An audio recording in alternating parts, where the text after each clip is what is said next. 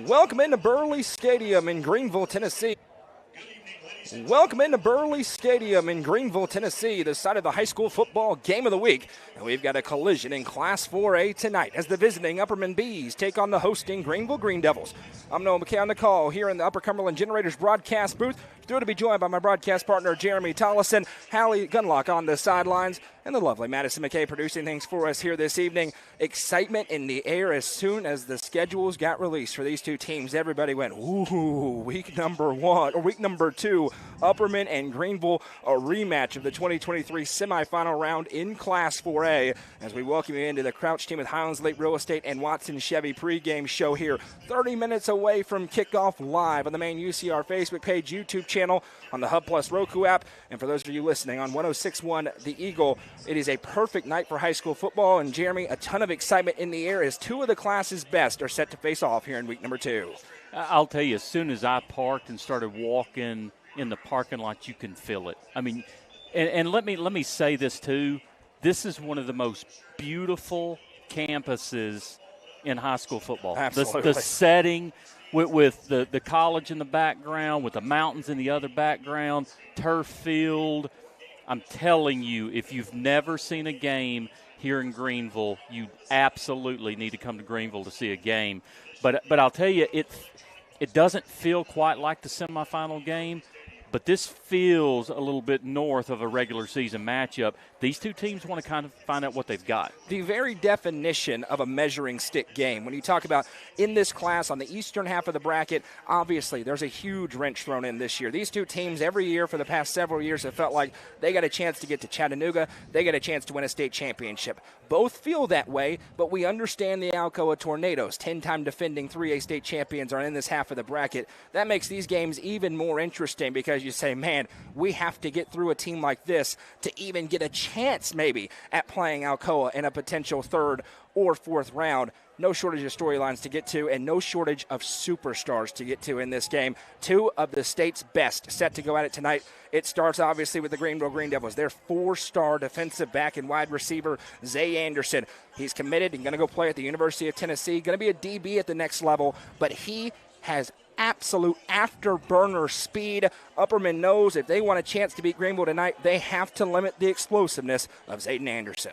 Well, I mean, if you look at the stat sheet from last week for Zay Anderson, 2 catches, 121 yards, 2 touchdowns. That's pretty dang efficient. I'm not very good at math, but that is pretty dang good efficiency. And the thing about it is, a 73-yard touchdown, if he touches the ball, if he's in open space, the tackling of Upperman better be very efficient or he'll break it loose on this turf field and he's gone. The Bees have a superstar of their own. Their 3-star Georgia State commit, Bronsden Chaffin, the senior quarterback, 6'4", 230 pounds. His second ever start here in Burley Stadium. He wants to do what he did the last time, which is have a lot of success. Of course, we'll talk about that game later on in the pregame. But Bronsden Chaffin in a half of football last week, utterly dominant. Clearly the best player on the field. 7 of 12 through the air, 99 yards, 12 carries, 186 yards, including an 81-yard touchdown run. 4 touchdowns in the half, 1 half played against Knox Webb. Fortunate both opponents of these two teams in week 1 that games were called at or near halftime because it was going to be running clocks in both of those ball games. But Upperman knows they need a vintage, dominant performance out of Bronsden Chaffin tonight if they want to come on the road into this stadium and beat this football team. I think Upperman just doesn't need to get away at all from what Upperman does. And Greenville, here, listen, they're flashy on offense. Upperman just wants to punch in the mouth. So it's two very contrasting styles. And at the end of the day, Upperman, be Upperman, do what you do, be physical up front, and try to win the football game the Upperman way. Both of these two teams are 1-0. Both had official results despite not going the full 4 quarters a week ago. Upperman beat Knox Webb 29-7, a 7-0 start for Webb, then 29 unanswered by the Bees. Greenville routed Morristown West 35-0. Game called with 3:36 to go in the second quarter, and it was pure dominance for Greeneville in that game. Caden Ball, their senior quarterback, 6 of 6 for 284 yards, including the longest touchdown in Greenville high school history as he hit Taryn Clarity on a little bubble screen. He won the race to the edge and took off 96 yards to the house. They were able to hit big play after big play against Morristown West.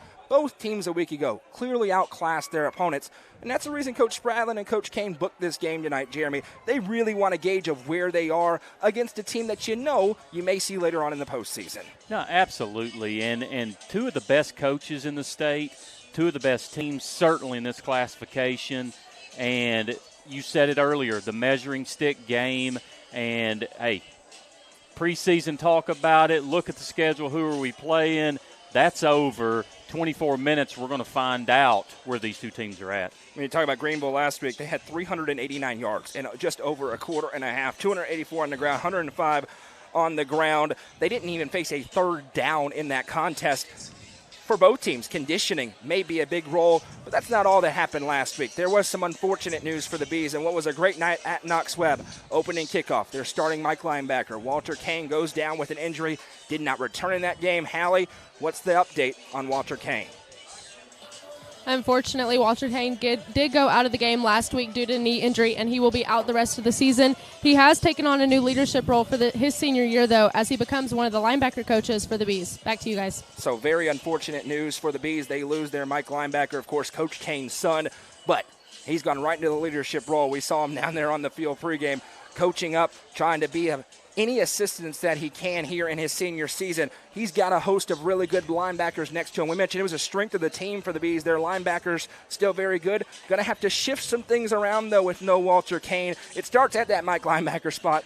They got a really good option as they bump over from the Sam linebacker position, Colton Johnson. He's going to be a Division I tight end. He goes there to that spot. They move Trevor Polk over to the weak side linebacker, and Jude Fitzpatrick bounces across as well, trying to get some better matchups tonight. A lot of attention will be on Colton Johnson in the middle of that Upperman defense, Jeremy. No, absolutely. And one thing that's going to be super important for Upperman, and honestly super important for Greenville as well, is both of these quarterbacks can run the football. And these linebacking crews on both sides, their assignments to stop the quarterback run.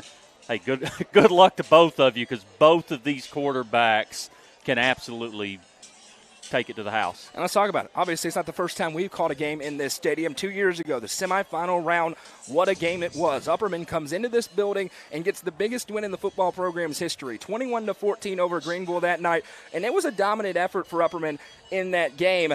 They ran the ball 55 times for 312 yards. Greenville ran 16 times for just 17 yards in that ball game.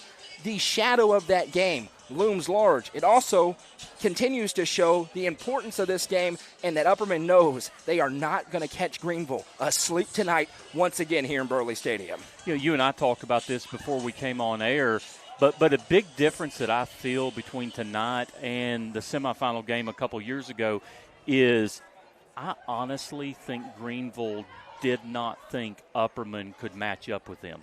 I think they felt like Quillen was going to run for about 200 yards, and I felt like that they thought that they were going to dominate that game, and they were the ones going to go to Chattanooga instead of Upperman. But make no mistake about it, Greenville knows who Upperman is now, and tonight their preparation, everything's going to be different. The Bees are in the middle of a long streak, one of the more impressive ones in the state of Tennessee. They have not lost a regular season game, Jeremy, since September 16th, 2022 at Stone Memorial. 1,088 days ago, 26 consecutive regular season wins for this Upperman team. Last year, 10-0. Year before that, 10-0. They went on a winning streak to end the regular season where they lost that game to Stone. Just 2 single-digit games a year ago. The schedule ended up being a little bit weaker last year than they anticipated. Fayetteville took a step back. Smith County took a step back.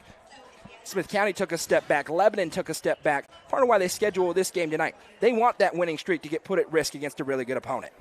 Let me tell you something. You sit here and you look at a schedule and you see Knox Webb, who is traditionally a powerhouse, a little bit down this year. Obviously, Greenville speaks for itself. What a great football team. Next week, Farragut. Thursday night game. A couple of more weeks, Beach. It's the schedule. And we're not even talking about your region opponents. We're talking about the reigning state champions on the schedule. who annihilated Fulton last Saturday night. So at the end of the day, this schedule, except for who is it? Who is in private? Is it CPA? There's CPAs is unbelievable. Listen, CPAs is unbelievable. Except for CPAs, which I think they play the Titans, the Broncos. It's unbelievable. But this schedule Upperman has put together, you may not come out unscathed. However, the preparation is very important. And Coach Kane talked about that in the UCR preview series on the UCR football show. Said, last couple of years, that 10-0 has started to feel more important than it is. You have to be put in a little bit of danger. The Bees certainly in danger tonight. And we talk about this matchup, so interesting. New pieces on the line for both teams. How about the size of this Greenville Green Devil front? Left tackle Bishop Merriweather. He turns around and plays on the defensive line as well. 6'4", 350 pounds. The left guard next to him, Dylan Hartman, 6'3", 345. Zorian Harris on the right side, 6'1", 291. Upperman, very big in the 4A class as well up front, 270, 250, 240, 255, 265. Very rare when Upperman completely outsized up front. That is the case tonight, though, against this Greenville front. It was the case 2 years ago. The question is, can that size meet physicality for the Green Devils against an Upperman team that everybody knows will want to run through their face tonight? The size just jumps out at you on paper. I'll tell you another thing that jumps out on me on paper. And don't let me fool you because they replace this with speed. But you look at the skill positions, 180 pounds, 170, 165, 165, 175, 165. You think, oh, man, look at that. Ooh, they're undersized. These are track stars. Exactly right. So let's just make sure that we, if you can see the film and you go, oh, man, they just don't look very big, get ready because Carl Lewis and Usain Bolt are out here. Bees got plenty of speed on their own. Bronston Chaffin has breakaway speed. Carmine Phillips, Elijah Fitz, Gunnar Block. They're looking.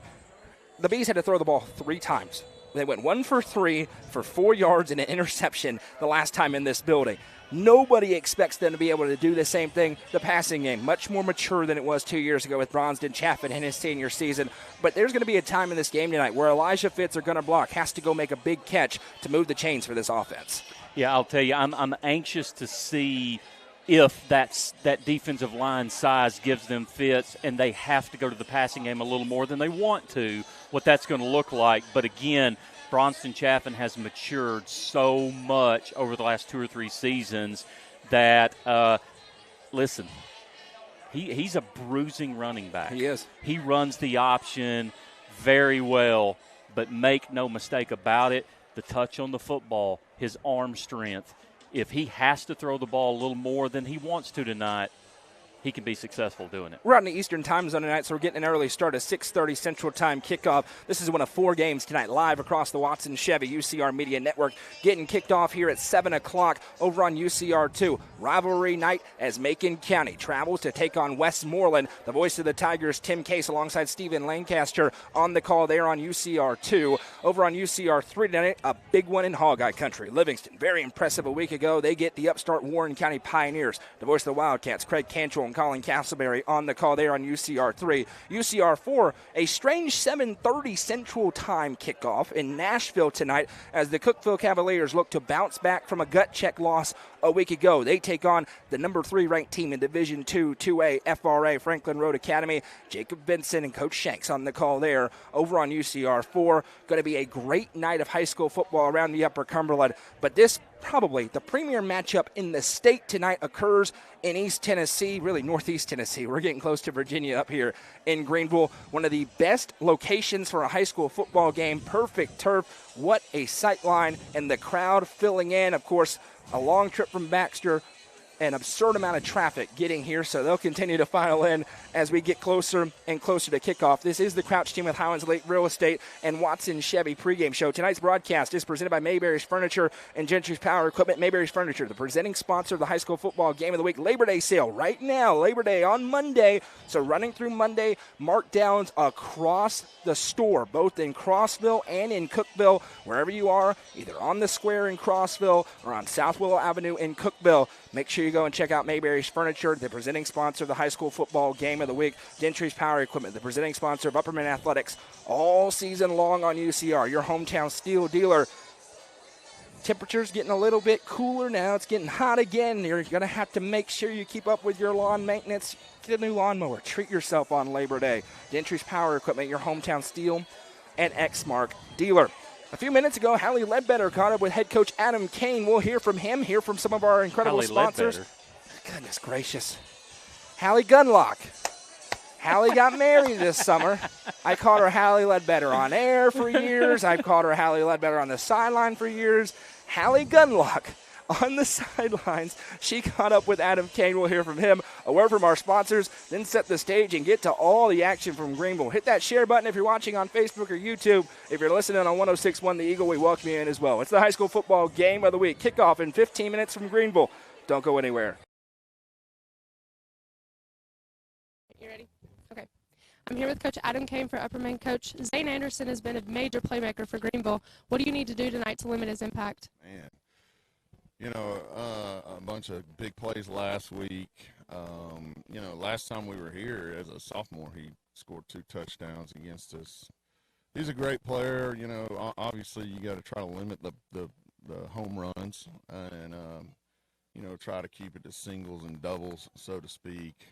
We got our hands full with him. The quarterback and him seem to have a pretty good connection. So, we'll try to put our best. Mayberry's Furniture has been family-owned and operated since 1946 and is now serving the Upper Cumberland with locations in both Crossville and Cookville, offering the largest array of solid wood furniture and mattresses in the area. They also provide a best price guarantee and in-house service and delivery. Stop into their 15,000 square foot showroom at 1020 South Willow Avenue in Cookville to see their selection of Amish solid wood, flex steel, Tempur-Pedic, Sealy Posturepedic, and much more today. Mayberry's Furniture is proud to be the presenting sponsor of the high school football game of the week on the UCR Media Network. Watson Chevrolet is proud to present the area's best selection of new and pre-owned cars, trucks, and SUVs. Watson Chevy's staff of experts are ready to get you into your next vehicle with unmatched service and knowledge. Stop in at 2350 Cookville Highway and get your vehicle serviced by their highly trained professionals. Right now, you can save money on oil changes, regular maintenance, and battery installation. And remember, don't buy till you see Jason Fye. Watson Chevy is proud to be the presenting sponsor of the UCR Media Network. If you're happy and you know it, clap your hands. If you're happy and you know it, clap your hands. If you're happy and you know it, then your face will surely show it. If you're happy and you know it, clap your hands. When you see the happy face on our truck, you'll be smiling cause you know that you're in luck. When you fixed up and you know it, Hiller solved it like you hoped it. If you're happy and you know it, shout it out. Hiller!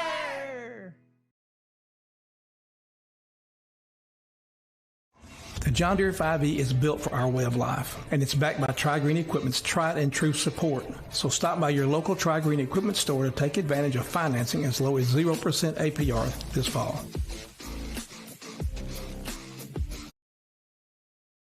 Mowing, cleaning, hauling, whatever is on your to-do list, Tri-Green has a John Deere tractor built to handle it all with ease. Whether you're tending the land or tackling weekend projects, this is a season to get things done. Visit us online at trigreen.com to see how affordable a John Deere tractor can be.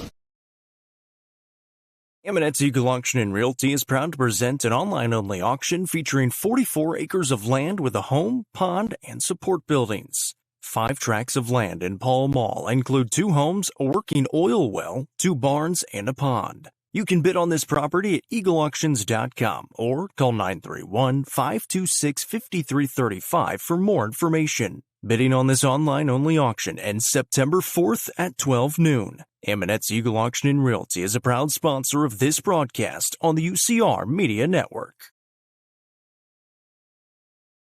Livingston Regional Hospital is Livingston's hometown hospital. Located at 315 Oak Street, Livingston Regional Hospital provides compassionate quality care for all patients from local people you can trust so you can count on them to treat you like family. Their excellent staff offers years of experience and training to meet the needs of all patients. They understand the importance of providing care in a professional and comforting manner. They're proud to partner with Livingston Academy Athletics through the LRH Sports Medicine team. Livingston Regional Hospital is a proud sponsor of this broadcast on the UCR Media Network. The Quality Family, a local company supporting and caring for our local communities.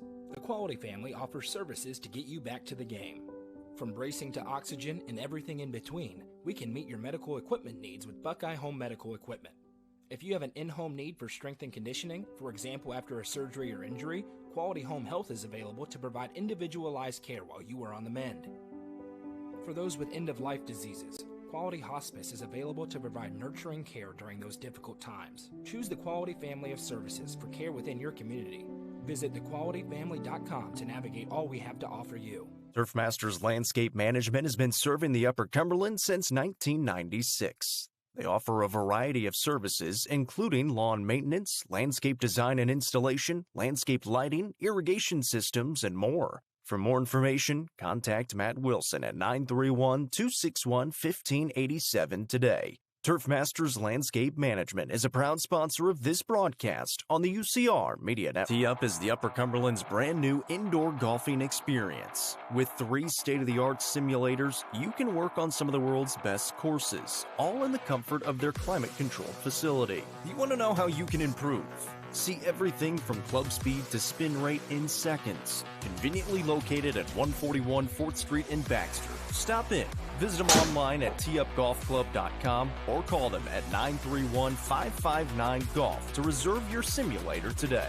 Tee Up is proud to support this broadcast on the UCR Media Network. Located at the end of Prosperity Drive on a quiet cul-de-sac in Prosperity Point, this home offers 2,964 finished square feet. Features include a split-bedroom plan, large open great room and dining room for gatherings and entertaining, spacious primary suite, generously sized guest bedrooms, partially finished basement with walkout access, and a 2-tiered back deck overlooking the pool. Priced at $414,900. Call Sonia Brown with American Way Real Estate at 931-979-7145 for more information.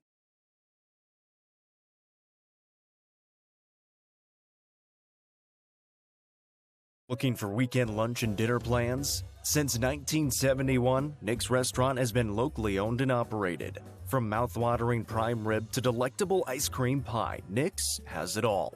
Their cozy atmosphere and great service will make you feel right at home. Plus, their banquet space is perfect for any event. Visit them at 895 South Jefferson Avenue or online at nickscookville.com.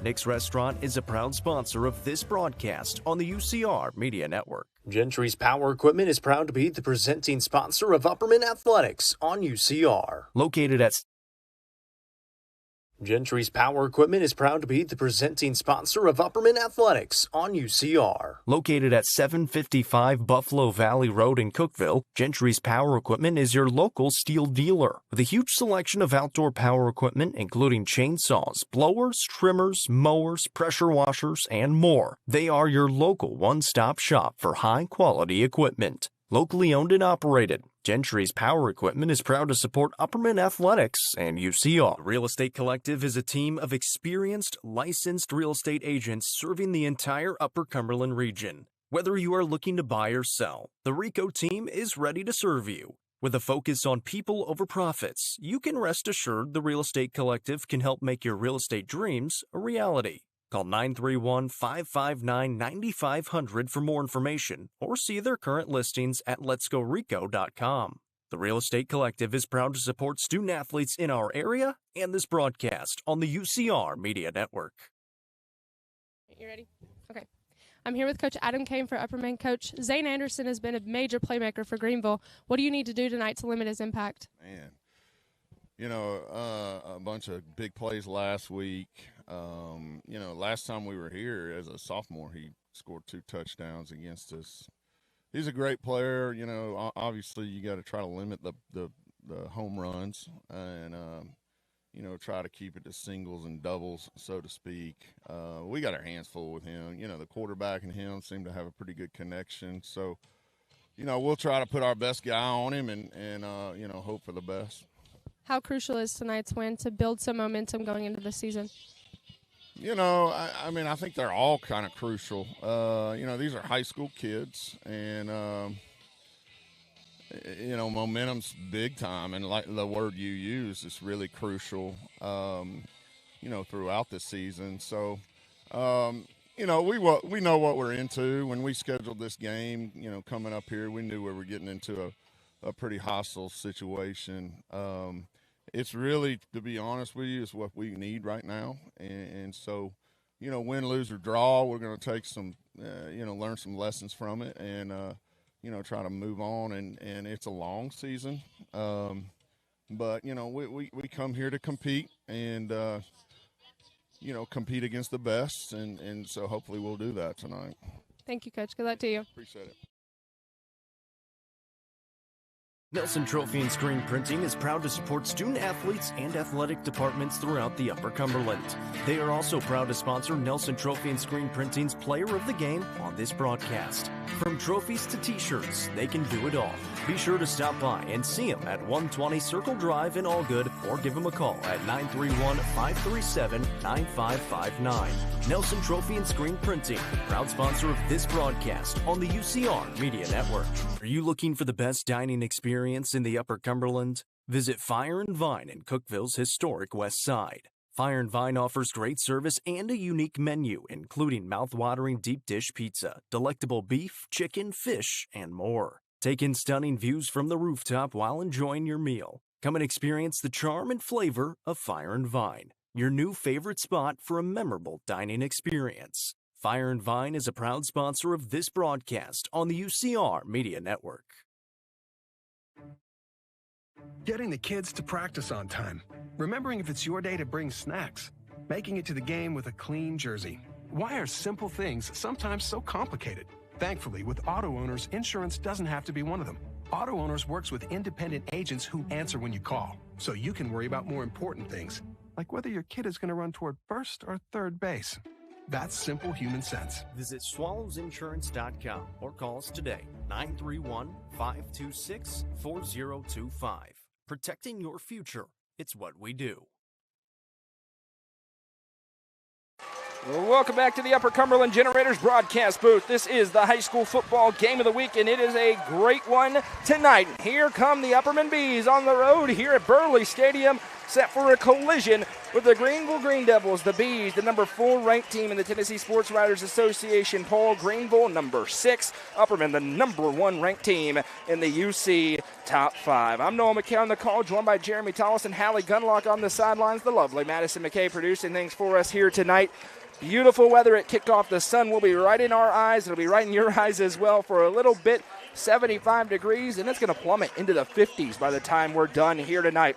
Superstars galore in this football game. We talked about it during the Watson Chevy and Crouch team with Highlands Lake Real Estate pregame show as the Bees have won the toss and deferred. The Greenville Green Devils will receive the opening kickoff. We talked about Anderson and Chapin. Somebody we didn't have a ton of time to talk about is Caden Ball, the senior quarterback for Greenville, 2-year starter. Did play in a little bit of spot duty in that semifinal matchup 2 seasons ago. Had a few rushing attempts in that game. 6 for 6 for a week ago for 284 yards and 3 touchdowns. He also ran the ball 6 times for 59 yards a year ago, though. 68% completion percentage, over 1,400 yards, 18 touchdowns to 5 picks. Ran the ball 113 times for 974 yards and 12 touchdowns. So while maybe not the flash of a Bronston Chapin, Caden Ball, a great quarterback for Coach Eddie Spradlin here in his 6th season at Greenville. The Bees have to be ready for both the run and the pass out of the quarterback tonight. Yeah, you and I talked about that a little bit off air before we started, but you look at those 113 rush attempts, obviously that's going to be a mix between designed rushes and passes that may break down that he tucks and goes. But we talked about the linebackers for Upperman. They have to be prepared. They have to be spying the quarterback because he is not afraid to tuck that ball and run.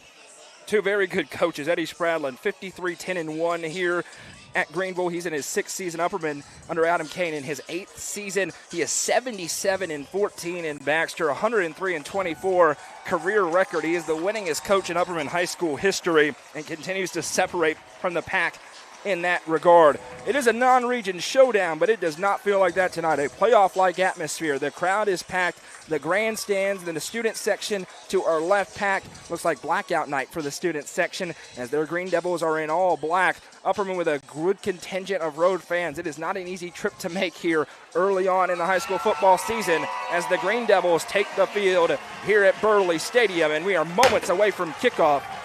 The high school football game of the week is presented by Mayberry's Furniture, and Upperman football all season long is presented by Gentry's Power Equipment. Greenville is in their home black jerseys, black pants, white numbers and letters with green trim, that Greeneville logo on the side. Upperman in the road, white uniforms with black pants, black numbers with slight gold accents, and the very simplistic black helmets with the numbers on the side for the Bees. If there's a better matchup in the state tonight, I'd like to hear about it. This one's going to be an awesome football game tonight, Jeremy. We're ready to have a lot of fun. No, I've been excited about this one ever since we saw the schedule, like you were saying earlier, and it's worth the drive. 2.5 hours. It is absolutely worth the drive. Now, the ride home, that's going to be a little tough. Still have to get up and go to breakfast with the guys in the morning. But, hey, listen, I'm fired up, ready to watch this thing, and I really want to watch this quarterback matchup. I'm excited about this. The quarterback matchup, Bronston Chaffin, Caden Ball, two of the top ranked teams in the state, two of the top players in the state with Chaffin and Zay Anderson. Bronston Chaffin, the 7th-ranked quarterback in the state of Tennessee in all years of graduation per 24/7 Sports. Zay Anderson, one of the top players in the state, one of the top players in the country. If you like star power, we have it here tonight. It is not do or die in this football game, but whoever wins is going to have a ton of momentum as they roll forward and near closer and closer to region play. As we mentioned, Upperman won the toss, elected to defer to the second half, so they're going to send out their junior kicker, Austin Roberts, to boot this one away. And we'll see how they play in the kicking game. Coach Fradlin said this week they're expecting some pooch kicks, some onside kicks, trying to keep it away from the dangerous returners that this Greenville Green Devil squad has. Ton of unknowns for both these two teams. They rolled a week ago against maybe inferior opponents. We're going to learn a lot tonight. Zay Anderson going to go back deep to receive. I'd be stunned if Upperman decides to kick it to him as he trots back to the 10-yard line. Sun beginning to set to our left. Wherever you're watching or listening from, we sure are happy to be along with you. I'm Noah McKay. That's Jeremy Tollis and Hallie Gunlock on the sidelines. Madison McKay producing things for us.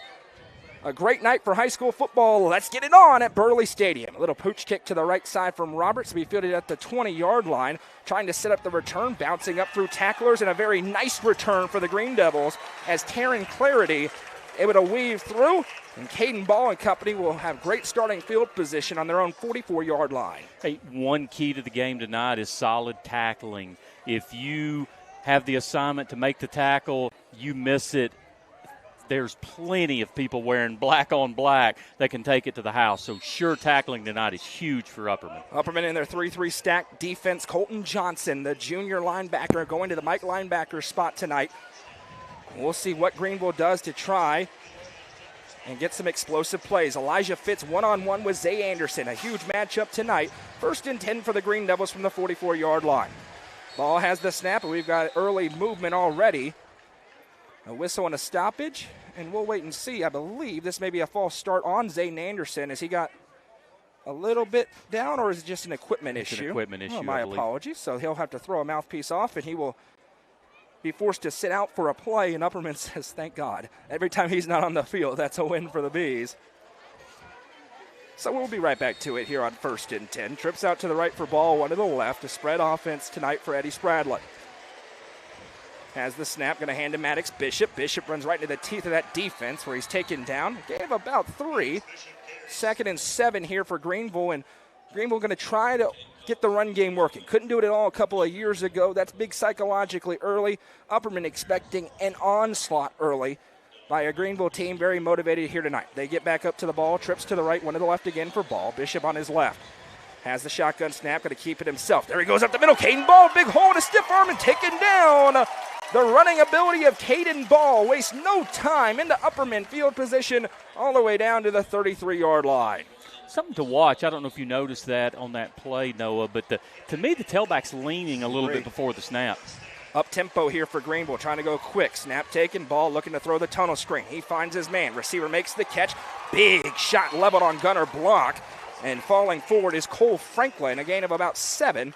It'll bring up 2nd and 3. We mentioned the football matchup. These two teams, maybe the two of the top premier programs in this class in all sports. In Class 3A in basketball, they met in the state semifinals.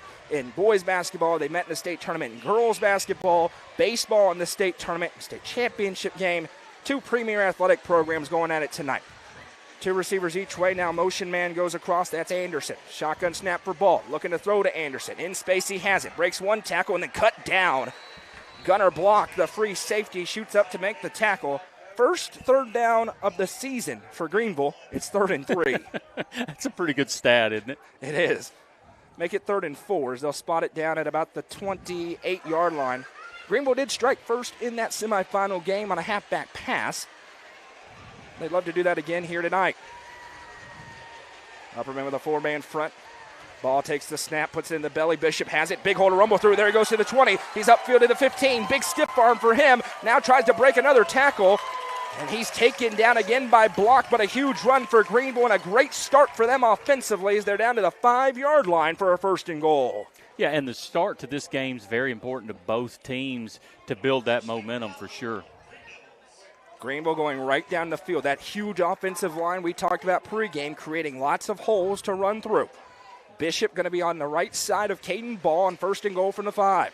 Ball has the snap. Going to keep it himself. Runs right into the teeth of the defense, and that time Upperman puts him down.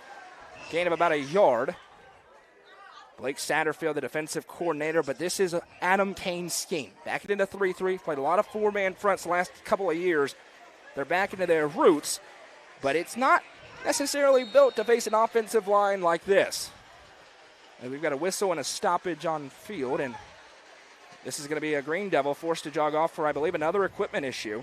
Zorian Harris, the right tackle, will run off. He'll be replaced out there by another big boy, number 78, Caden Hershey, who's 6 foot 253. Nice to bring that off the bench.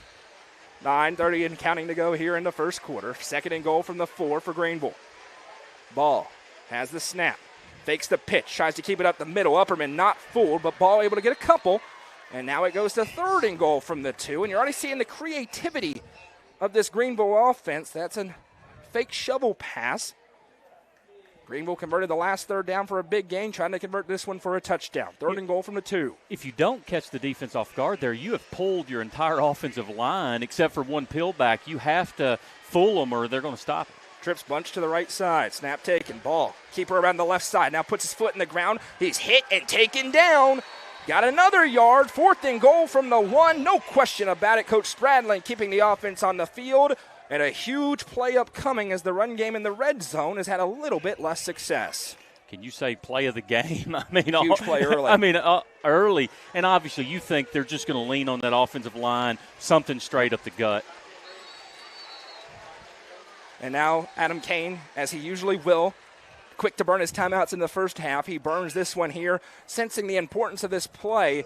Obviously, a lot of football to be played, but either way, Greenville can either get an early lead. Drive started out very dominant. Upperman could flip the script with a big stop here.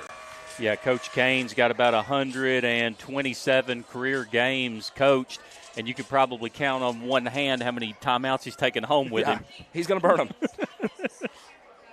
8:29 to go in the first quarter. Greenville started with great field position. They busted a couple of nice runs up the middle. Ball with one, Bishop with another. They got hit to 1st and goal at the 5. 3 plays, just 4 yards. They need 1 yard here on 4th and goal from the 1 out of this time out on the field. Big crowd tuning in online. We welcome you in wherever you're watching from. Great crowd here in attendance at Greenville tonight. Sun setting to our left, and it's going to get a little chilly. It'll feel like football weather.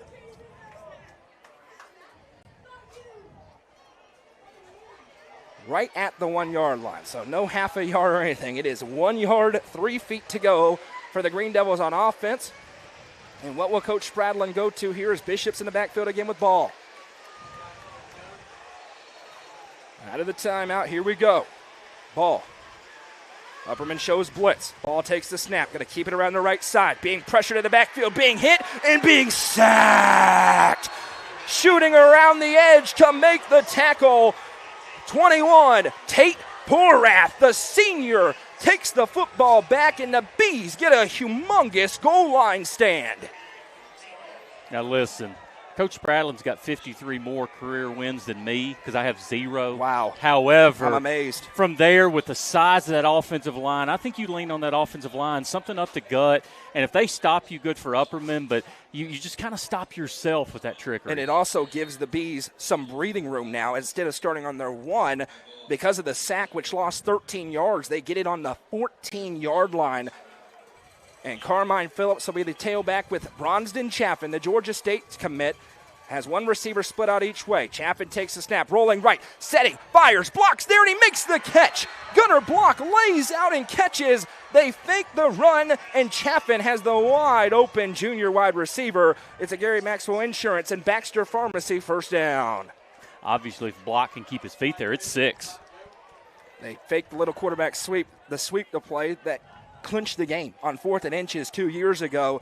They showed the same look, and then Block caught it running down the field. Already about 5 times the amount of passing yards they had in the semifinal game on the one completion. 2 to the left for Chaffin. He's got Phillips with him. Young linebackers for Greenville being tested tonight. Chaffin this time is going to keep it around right side. There goes Bronston up the middle, and he's just carrying defenders forward. Bronston Chaffin with 6 yards after contact for a Baxter Pharmacy and Gary Maxwell Insurance first down. Unfortunately, we've got a Green Devil injured at about the 41-yard line, as trying to find his bearings 21. is Cole Smith, one of the starting linebackers for this team. A Greenville team that is very deep. While they tend to him, we'll take a quick break and come right back.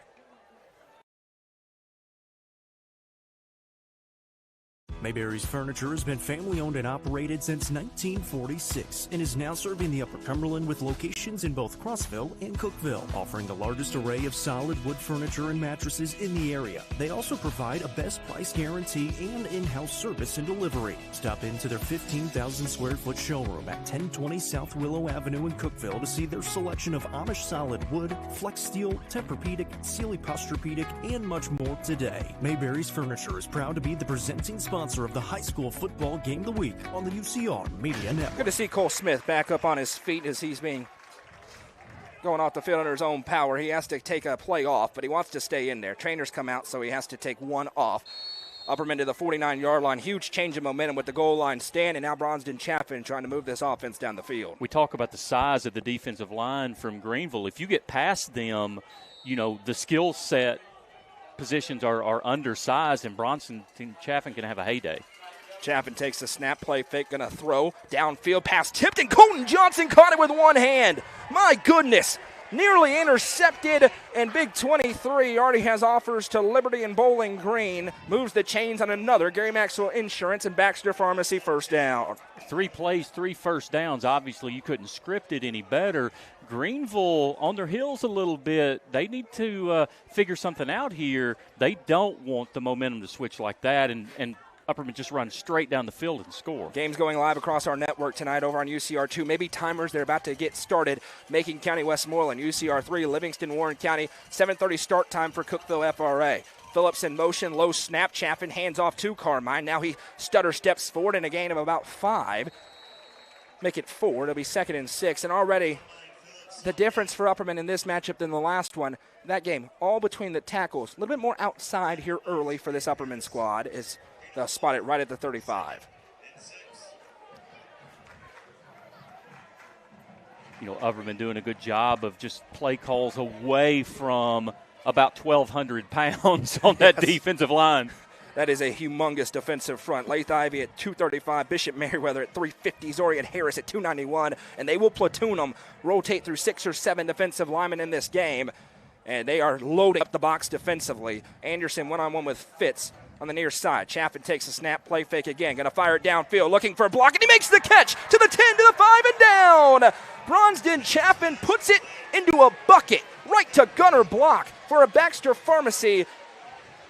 And Gary Maxwell Insurance first down in the corner, injured on the far sideline, unfortunately. Another injury for Greenville. Last time not serious. Hopefully this one not as well. Jeremy Bronston Chaffin showing off the touch on that downfield pass to Block. Obviously Greenville watches film. They know what Upperman has done for the last couple of years. They have pounded in the head of the defense here. We have to stop the run. We have to be physical. Stop the run, stop the run, stop the run. Be physical. And then Upperman is like, well, we're going to do something a little different to start the game. 2 receptions for Gunnar Block early on. He's the smallest guy on the field, but Adam Kane loves his speed and the way he puts his helmet into somebody and runs physically. And the Green Devil, unfortunately, still being tended to on the far sideline. So we'll take a quick break while he's looked at and hopefully pops back up to his feet. Don't go anywhere.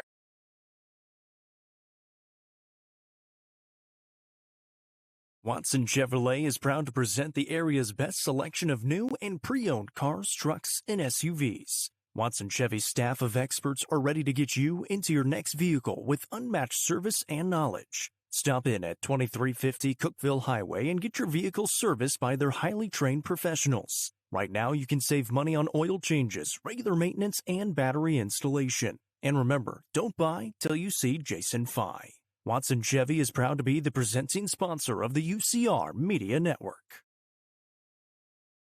Injured Greeneville was Taryn Clarity. He's walking off the field under his own power. Looks like he'll be able to get back in there. First and goal, Bees from the 4-yard line. Same situation on the other side. Upperman stone Greenville away. They'll try to do the same. Snap taken. Handoff to Colton Johnson. First carry of his varsity career. And he'll be taken down after a gain of about a yard. Second and goal from the 3. New wrinkle for Adam Kane's offense. Big 23, 6'5", 240 pounds, toting the rock song. One thing you will not see Adam Kane here is get fancy. No, you may see a little quick dump off, but it's going to be power running here for the Bees. Johnson stays in there alongside Chaffin. 22 in the box. Snap taken, play fake. Chaffin fires to a wide open receiver. Touchdown Upperman. Tate Porath. Nobody around him. And the Bees strike first on the road. It's 6-0. I'm telling you right now, this crowd is quiet. It's a Legacy House touchdown for the Bees. A statement by Upperman. Goal line stand right down the field, and Bronston Chaffin has his first passing touchdown of the season. Roberts on to kick the extra point. Block will hold it.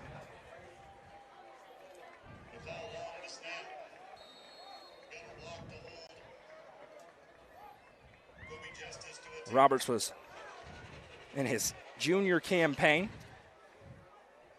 Snap is good. Hold is off kilter, and the kick is no good. Snap was a little high for block, and he wasn't able to get it down. So a little bit of a break for Greenville as they keep it at 6-0. But Jamie, great start for Upperman. Gave up something in the running game, but the offense looked very good. Absolutely, and I mentioned it right after the score, but this crowd's quiet. The sideline for Greenville feels a little edgy right now. But again, listen, they get this ball and they drive down the field, put some points on the board. All is forgiven on this sideline. But you almost feel like they have to do something here to put some points on the board because you cannot let this Upperman team get away from you. Well, Legacy House touchdown for the Bees makes it 6-0, and that gives us an opportunity to tell you about the Puckered Shrimp. Listen, Puckered Shrimp is your one-stop shop for fresh and delicious seafood with options including snow crab, easy peel shrimp, lobster tail, sausage, potatoes, Dungeness crab, lobster, and more. The Puckered Shrimp has whatever you need to satisfy your cravings. Make sure you follow them. Make sure you follow them on Facebook to see where they're going to be each and every week as the food truck goes all around the Upper Cumberland. If you like seafood, this place is incredible. The Puckered Shrimp on Facebook. We welcome them along with us this year during the game of the week. Roberts on to kick this one away. 6-0 Upperman after the missed extra point. Anderson back deep again, and he will not have a chance as they will pooch this one over to the left side, fielded at the 30. Last return was good. This one pretty good as well, past the 40, and they will start once again right at the 44-yard line as Kane Ricker on the return. He's the backup quarterback, does a lot of different things for this squad. And Upperman content, I think, to let Greenville start about this spot in order to keep it out of Zay Anderson's hands on kickoffs. Yeah, the officiating crew could have had a hold on 20 on the edge right there as he ran right past him. One thing we want to talk about the officiating crew, it is a 7-man crew tonight, so things down the sidelines deep will have a little bit better coverage. An important difference to this in the playoff game. This is an East Tennessee crew. Not saying anything, just not a completely out of here crew. It is out of this area. Trips to the right, one to the left for ball. He takes the shotgun snap, and we've got early movement, and I believe it's what you talked about. That running back, Bishop, leaning forward before the snap. It's a false start, and it's going to back him up 5 yards. Yeah, he has done that. What if they had maybe about 7 offensive plays? Yep. He's done it at least 3 times. So that makes it 1st and 15 here for Greenville. 5:47 to go in the first quarter, 6-0. They drove it very well on their first drive, stalled out on 1st and goal from the 4. Most of it on the ground. Ball with trips to the right, one to the left. 3-man front for the Bees. Did it As again. the snap, he did do it again. Handoff goes to him, and Colton Johnson wraps him up. He gets away, and now the ball pumps out. It's loose, still loose, picked up by the Green Devils, and there they go. Unbelievable fortune for Greenville leads to a touchdown. The ball pumped out. Taryn Clarity picked it up and took it 46 yards to the end zone for 6. Horrendous luck for the road team here. Nobody around Clarity. A B had a look at it on the ground. It got away from him, and he scooped it and took it the other way, an extra point away from taking the lead. Well, this crowd's attitude changed quickly. What a bounce into one of the fastest guy on the field's hands and straight down the sideline. There's nothing Upperman could have done about that.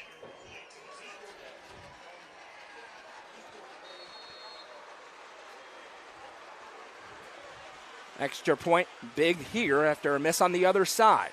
5 for 5 a week ago. Snap, set, kick, blocked. It's blocked by the Bees. And now, guess who blocked it? Gunner Block. Able to keep the game tied at 6. Here we go. What a game.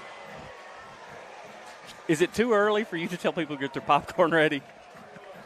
I'm telling you, this is going to be amazing.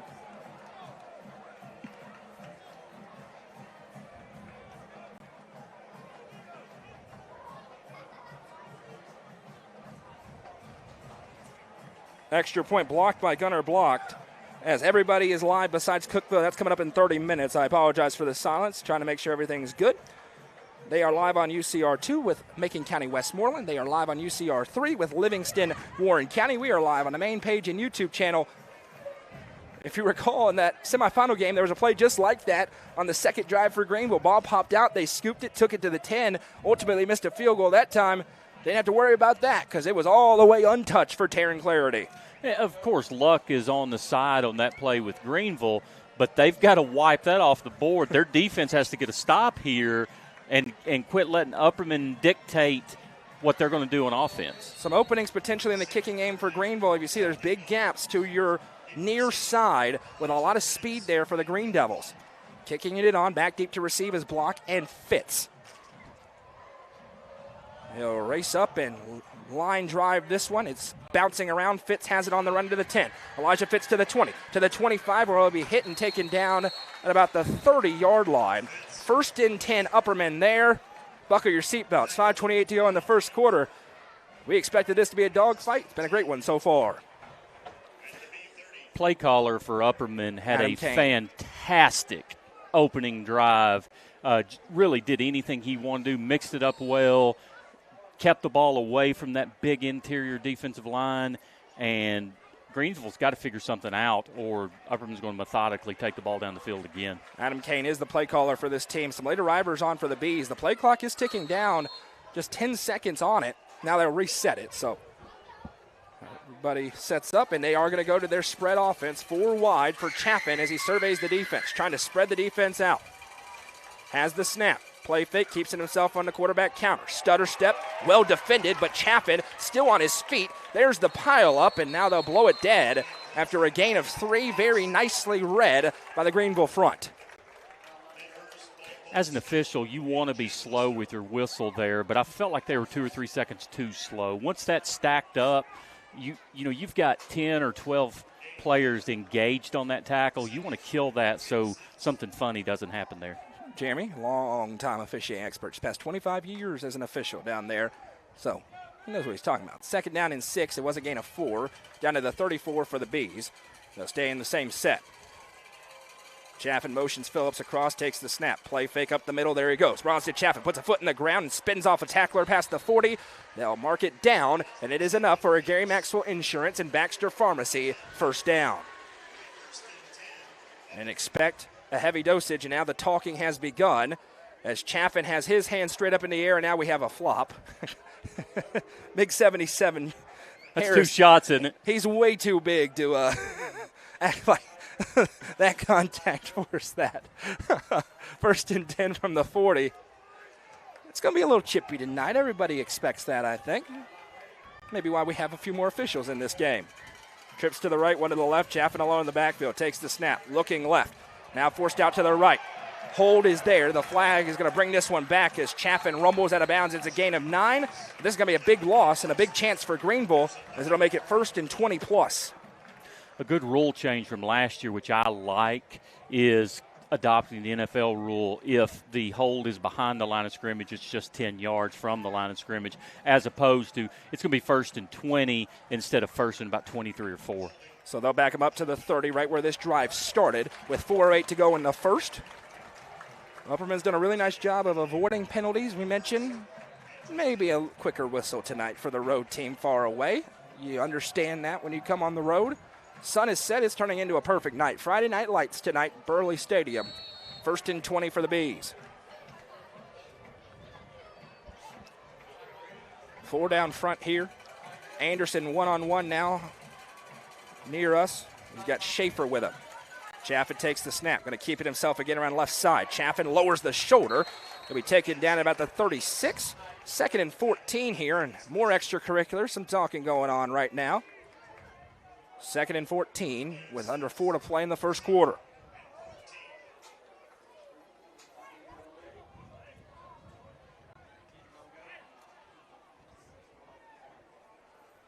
Kind of feels like both teams trying to settle in now, and all that early excitement, that tidal wave that we talked about. And you're back in a high school football game, and you know you got to fight tonight. Trips to the right, one to the left. Chaffin again going to be all alone. Has the snap. Going to fire the quick hitter to Phillips to the 35. Phillips stutter steps to the 40. Carmine Phillips will be taken down. Made the penalty yardage up, but still a long way to go on 3rd and 10. That hold looms large at this point.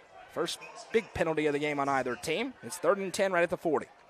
Yeah, and Upperman is not at their best. It doesn't hit their strengths when it's an obvious passing down. But Adam Kane's got things up his sleeve. I don't know if there's any obvious passing down with Adam Kane. I agree. 99 out of 100, this is an obvious passing down. He's got Johnson and Block and Phillips to his right, Fitz to his left. Feet stomping beneath us here in the grandstand. Snap taken. Chaffin looking left, one-on-one, looking for Fitz. Lays out and can't make the catch. Fitz did have a step on Anderson. Chaffin just missed him. And the first punt of the game is going to go the way of Upperman as they'll punt it away to the Green Devils. I know that play's incomplete, but something that catches my eye there is Fitz is as fast as Anderson. Yep, he is very fast. I'm telling you, he gets past Anderson, and Anderson did not have that closing speed on Fitz there. So that's a matchup where I felt like the speed was definitely the advantage with Anderson, and I didn't see it on that play. Carmine Phillips back deep to punt this one. Speaking of Anderson to receive it, the Bees probably going to try to kick this out of bounds. Phillips standing at his 30 has a chest-high snap, and he's going to kick it to him. Watch out. This one pops straight up in the air at the 20, and here comes Zay Anderson. Anderson trying to get away from block. Big stiff arm. Now a huge shot. This one's coming back. Blindside block as Anderson takes off to the 40. It doesn't matter. It's coming back as he's pushed out at the 45. Another flag, though.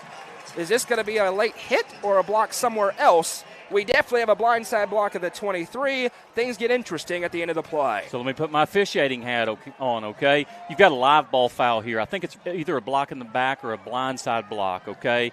So it's inside the 30, half the distance on the blind side.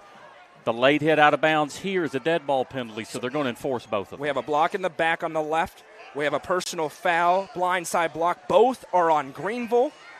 So they'll enforce the longest one, I suppose. You tell me, Jeremy. You do. Whichever one hurts them the most is a general term used. So you're going to the distance. You'll decline one and force the one back there at the 21. So it wipes off the big return for Anderson, which is exactly what we just said. We'd be surprised if they kick it to him. He's electric, but there was no question. A big block thrown. So that'll back him up to about the 11, I believe. Or it'll be 1st and 10 for Greenville, trying to get their first lead of the game. They scored on the last drive after a fumble. Popped out. Then Taryn Clarity scooped it and took it all the way to the crib. They started their first drives on their 44. This one all the way back on the 11. 2:22 to go in the first quarter.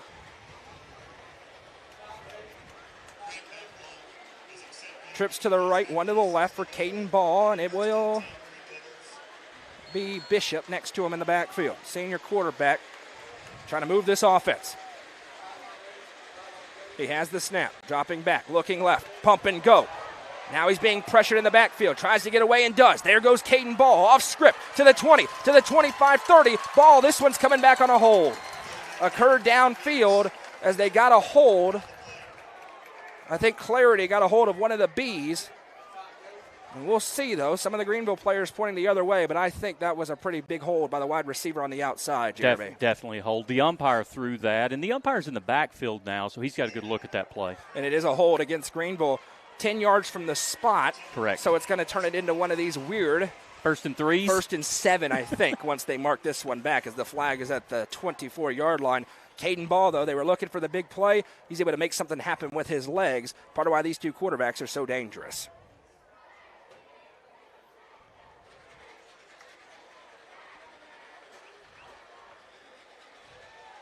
I'll look for a thumb up that everybody else's stream is good.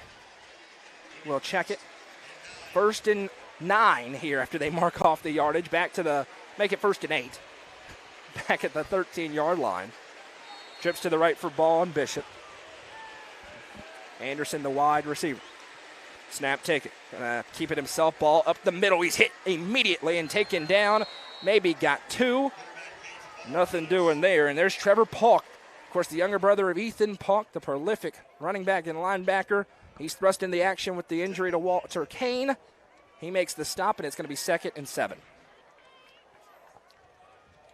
Under 2 to go in the first quarter. Been a long first quarter, but no shortage of action so far. One to the left. The Bees trying to get ready, and Adam Kane going to call timeout. As he doesn't like something that he sees. It'll be his second one that he's burned so far. One thing you can tell Greenville is trying to do is set up the corners and the safeties, hoping that they're going to buy it on that play-action run or those bubbles to try to hit something in the seam or downfield. They are setting that up, and they want that bad.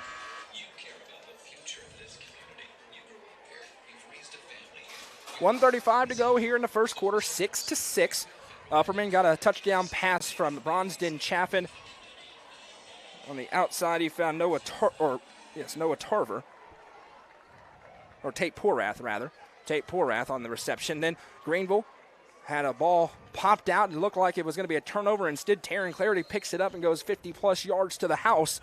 Both teams, one missed the extra point, the other was blocked. And here we are at 6-6. A close game just like we all anticipated.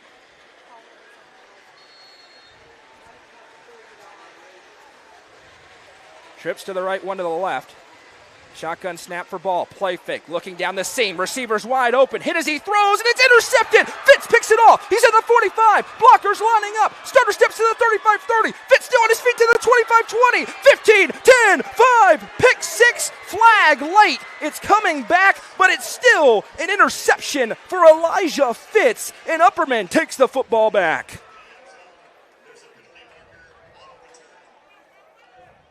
Ball hit as he threw. He had a receiver deep. It fluttered into the air. Fitz picked it off. We have a flag on the return.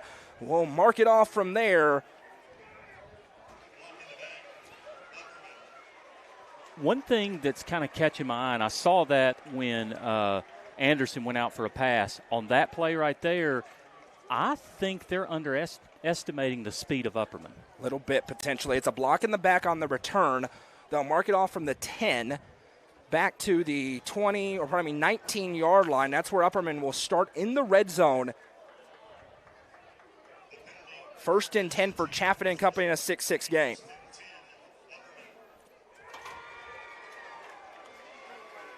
Huge play for Upperman there as Greenville felt like they might be starting to get a little bit of momentum. So Chaffin sends one receiver out each way. Phillips back in the backfield with him, going back into their standard set with an H-back and a fullback. Has the snap, play fake. Chaffin hitting the backfield, spins off of one tackler, and Bronsden Chaffin able to get back near the line of scrimmage. Maybe a loss of a yard, but that should have been a loss of 5. Bronsden Chaffin making things happen. It'll be 2nd and 11. It again just shows how strong Chaffin is. He has been doing that for 4 or 5 years, even in middle school. He is so strong, and every time he gets hit, he leans forward. It's very rare you see Chaffin take a loss. One receiver going to go out wide, two make that. And they're going to send Kobe Justice out.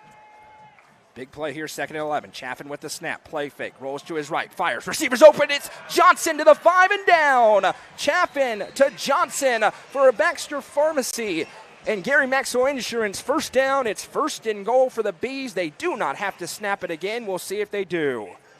We've seen that at least 3 times in this game where Greenville overplays the run. I mean, obviously, that's the biggest threat. You overplay the run, and then they throw from the backside block.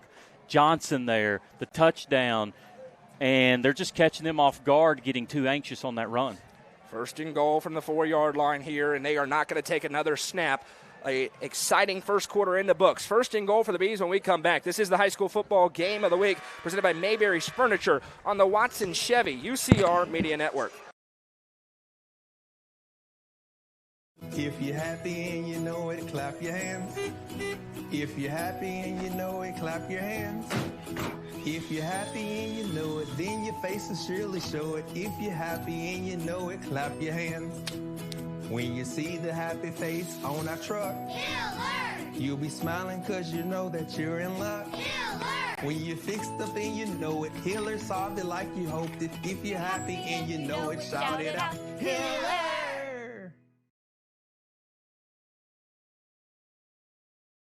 The John Deere 5E is built for our way of life, and it's backed by Tri-Green Equipment's tried and true support. So stop by your local Tri-Green Equipment store to take advantage of financing as low as 0% APR this fall.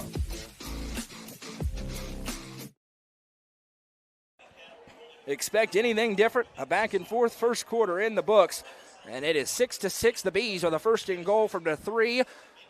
2 near turnovers. One turned into a touchdown for Greenville as they fumbled the ball, scooped and scored it on their own offense. But then a turnover. Elijah Fitz with a pick, looked like a pick 6. Call back on a block in the back. Completion from Chaffin to Colton Johnson. And now the Bees in business. I'm Noah McCants, Jeremy Tollison, Allie Gunlock on the sidelines. Happy to be along with you here tonight from Burley Stadium in the high school football game of the week. You know, we've talked about it already, but Coach Kane doing a fantastic job mixing up the play calls here. So they'll go back as they flip sides down to the right. 1st and goal from the 3. Chaffin going to have Carmine Phillips with him in the backfield as he just strides out in command. Motion man is blocked. Snap taken. Play fake. Early movement. Everybody threw a flag. 3 different men threw a flag on that one. It's a big penalty. Backs them up 5 yards. It'll make it 1st and goal from the 9. I think there was very little chance that Chaffin was throwing deep to the opposite corner on that play, but when they blew the whistle, he showed that. I love it. Just put it out there. Maybe I could do it. I love it. I love it. Maybe I could throw I'm going to throw across my body in the opposite corner to a guy going to Tennessee. I don't think that was the play call, but I love that he showed it. 1st and goal from the 9 for the Bees. It's a 6-6 ball game. 2 to the left. Hard count for Chaffin. He's gotten so many with that. 8 on the play clock. Bees only have 1 timeout left. New play in from Coach Kane. Chaffin has the snap. Keeps it himself. Gets through one blocker. Gets through another. And he's into the end zone. Touchdown, Upperman. Big Bronsden Chaffin with a Legacy House score. And they are going to send the kicking unit on. Roberts gets another crack at it. Bronsden Chaffin, his 5th rushing touchdown of the season, 6th in total. And the Bees cash in on the pick. It's 12-6. The Bees have just had their way on offense with play calling. The only thing that has hurt the Bees so far are themselves when it comes to penalties. They have been able to do whatever they want on offense up to this point.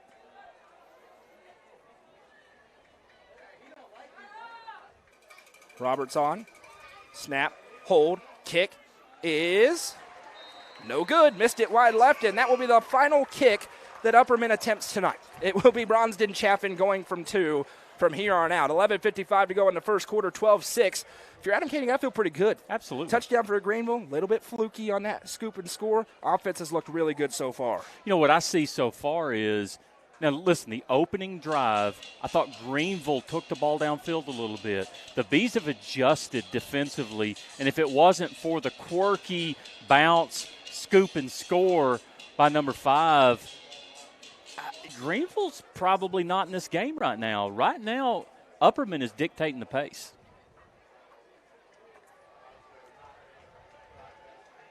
Everybody is live across our network tonight.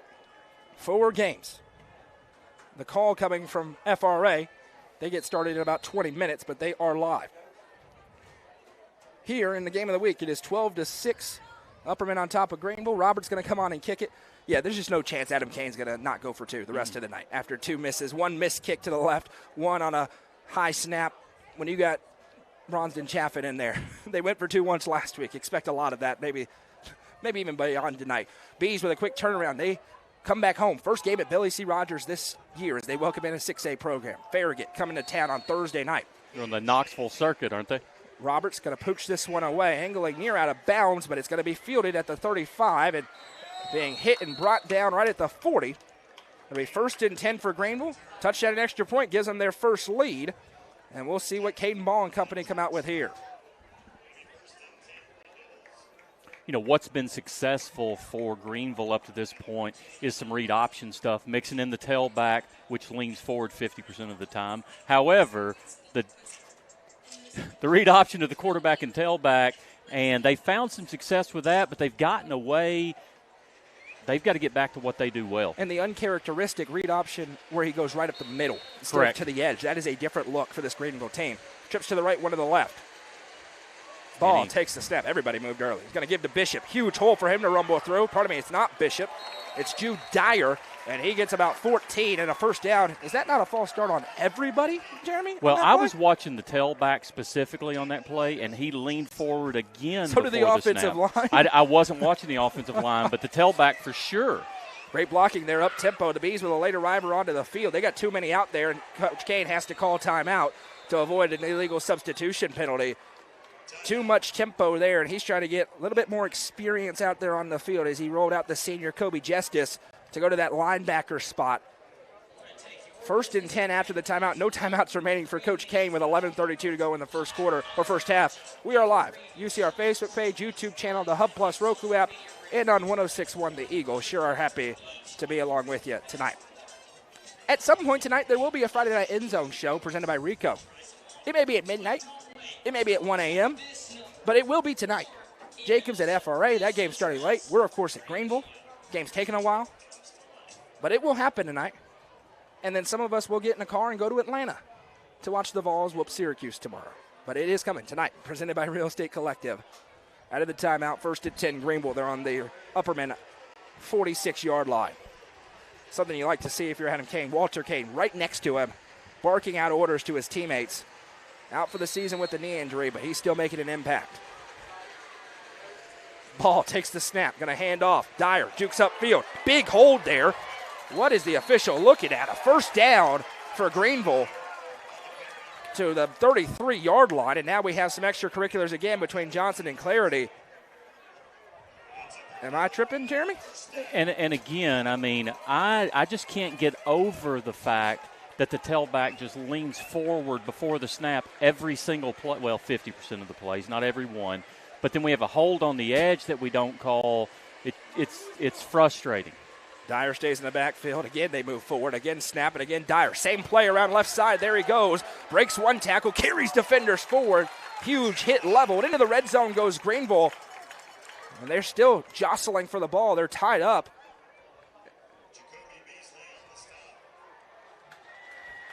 It's getting chippy down there right now between these two 4A powerhouses. And My again, goodness. You see it get chippy when the game becomes really physical, and that's where we're at right now. And both teams want to be physical, but it is getting chippy, and these officials need to try to put a stop to that. Greenville isolating the left side of that defense. Upperman trying to switch as they're trying to get lined up properly. Snap taken. They're going to do it again. This time up the middle. Dyer with a great cut past the 15 to the 10, and now he'll be picked up and just supplanted down.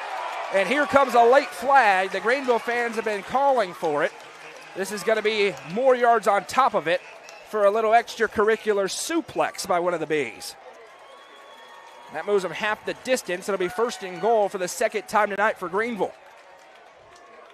The intensity knob has ratcheted up here in Northeast Tennessee. So they will mark it off from the end of the play, and that's going to put them to about the 6-yard line on the half the distance to the goal. Remember, that's a dead ball, so it still should be second down. It's going to be a first down because that moved the create it. chains. Yep. So Gotcha. first and goal. The fans can feel a little momentum for him, trying to spur him on. Dyer's running hard on this possession. Stays in there with ball. There's the snap. Gives to Dyer. Dyer up the middle. This time he's hit. Still carrying forward. A physical run at 5'8", 165. Playing way above his height and weight. Jude Dyer doing a great job on this drive. It'll be second and goal from the 3 for the Green Devils. And if you're Greenville, you just keep doing what you're doing. I mean, they're finding success between the tackles. I wouldn't change a thing. Trips to the right, one to the left again. Upperman shows blitz. Here they come. Hand off to Dyer. Right up the middle into the end zone. Touchdown, Greenville. They go right down the field on the ground. A physical drive by the humongous offensive front, and they're an extra point away from taking the lead. 10:18 to go in the second quarter. Last extra point got blocked, this time trying to take their first lead of the night. Little frustration, Jeremy. I can see it on your face. I just cannot believe that at least 12 to 14 times they've allowed the tailback to lean forward before the ball snapped. It just boggles my mind. A little arena football-esque. Samuel Gurley on to attempt the extra point. Snap, set. This time they chip very well, and the kick is good. Greenville answers with a big-time drive. They go right down the field on the ground. A physical drive, and it's 13-12. Now the pressure returns to the Upperman offense. They just went down the field and scored. Looking to do the same, turning into a very different script, scoring-wise for both teams, than the last time they met up.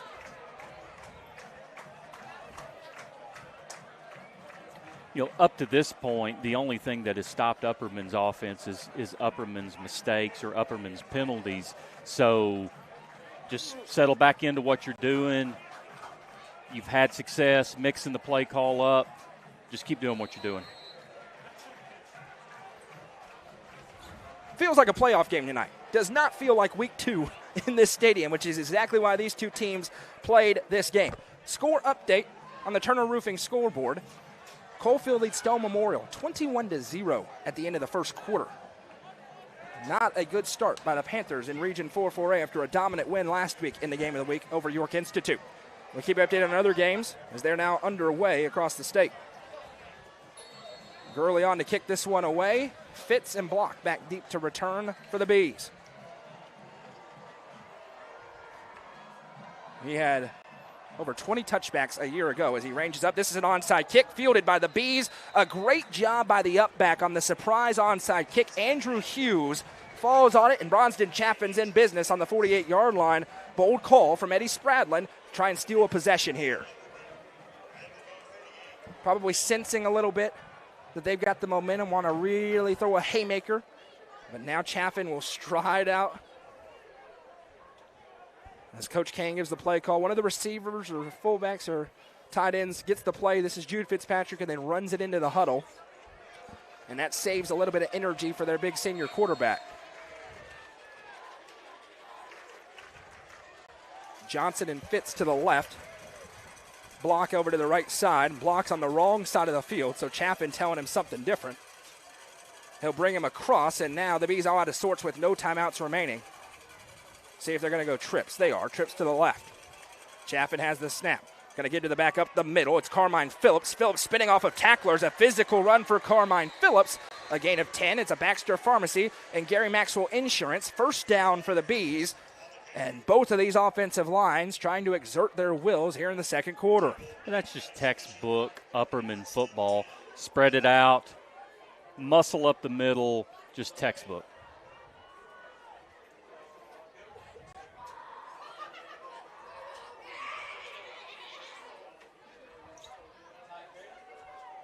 Chaffin breaks huddle, going to be in the same formation, 3 to the left.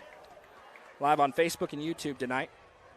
Snap taken, play fake. Chaffin up the middle, stutter step, now accelerates into the teeth of the defense. Cavalry arrives and pushes him back. Gain of about 4.5 yards, and we got a late flag coming in, and this one's going to be on Greenville. for a late hit. So now both teams getting hit with some extracurriculars. Not sure which player it was, but somebody in black got two hands out on somebody in white. And Bronston Chaffin talking a little bit down there. Colton Johnson protecting him as well. After the play is over, personal foul against the Green Devils, and it will be a Baxter Pharmacy and Gary Maxwell Insurance first down. In a game that is just so tightly contested, 15 full yards there in the opponent's side of the field. I mean, you just cannot have those mental mistakes. He was already tackled, and then you come in and just hit the extra. It has been power running for both teams right now. Upperman answering down to the 23-yard line, 1st and 10. Nearing the red zone. I'm Noah, that's Jeremy Halley downstairs. We're in the Upper Cumberland Generators broadcast booth tonight. Chaffin has the snap. Going to keep it around left side. Accelerates through a hole at the 20, carrying defenders forward, spinning off of tacklers. Now the pile-up arrives. They'll push him back, and they'll take him down. No flag that time. Chaffin lays down for a couple of seconds and then pops back onto his feet. Still a gain of about 7. It'll be 2nd and 3. Yeah, we don't have a foul on that play because there was no suplex. There was a textbook suplex on the left side. One of Upperman's players got his money's worth on his 15-yard penalty. Make it 2nd and 4. They'll spot it into the red zone at about the 17-yard line. Again, you think about forward progress. I mean, great run there by Chaffin. Into the tee-up red zone. Go the Bees. Tee up in Baxter, your hometown state-of-the-art indoor golfing experience. Perfect place to go work on your game. Trips to the left here, 2 on the play clock. Chaffin has the snap. Going to give up the middle. This is Phillips again. He's got the first down and more. Inside the 10, there goes Carmine Phillips. The lone 4-year starter on the Bees moves the chains on a Baxter Pharmacy and Gary Maxwell Insurance first down. Inside the 10, 1st and goal. Just, again, just methodical Upperman football. I do love the little diamond trips out here that they're showing Greenville to spread them out and then just pound the rock up the middle. And they're sticking with it this entire drive. They've thrown a few different formations both teams have in this game. Chess match is on. 1st and goal for the 9. Chaffin going to carry it around left side. Puts a foot in the ground at the 5. Chaffin now throws backwards to block. Oh, my goodness. Touchdown, Upperman. Gunner block into the end zone, but we have a flag down. It's a lateral. Who knows what this is on? Chaffin was grabbed at the 4, turned and threw backwards to block at the 10. And Bronston Chaffin now celebrating. They'll wave off the penalty. It's a Legacy House touchdown and the razzle-dazzle from Bronston Chaffin and Gunner block. And you talk about sometimes if it's not a region opponent, hey, let's not show a whole lot on film. Unbelievable play. The official on the far end threw his flag thinking it could potentially have been a forward pass or he was beyond the line of scrimmage and couldn't do that. But obviously the senior official steps in there, clears it up for him, waves it off, and that's a touchdown for Upperman. And they are going to go for 2 as we anticipate the rest of the game. A 5-point lead for the Bees. 1 receiver each way. Chaffin in the backfield with Phillips. That looked like a design play. It was. By Upperman. 1,000% design. My goodness. Block goes in motion. Chaffin has the snap. Going to hand to Phillips. Up the middle, in for 2. Conversion good, but another late flag in. Came from the back judge. He's going to call a hold. It came in late. May have struggled to grab that flag, though. We'll see. It's going to be a hold against the Bees. And so this will back them up 10 yards, and we'll see if they now will trot out the kicking unit. It looks like they will and attempt the extra point. Huge hold there, untouched into the end zone. Back judge felt as though that he understood the reason why. This is now a story. The extra point game for Upperman in a game like this could be the difference. Greenville able to nail their last one. Roberts now has to back up. He'll attempt it from the 13, so a 30-yard attempt for the junior kicker. Block to hold with 7:52 to go in a back-and-forth first half. Snap, set, kick is up, and the kick is good.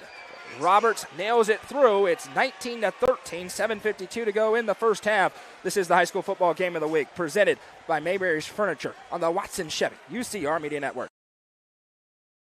Mowing, cleaning, hauling, whatever is on your to-do list, Tri-Green has a John Deere tractor built to handle it all with ease. Whether you're tending the land or tackling weekend projects, this is a season to get things done. Visit us online at trigreen.com to see how affordable a John Deere tractor can be.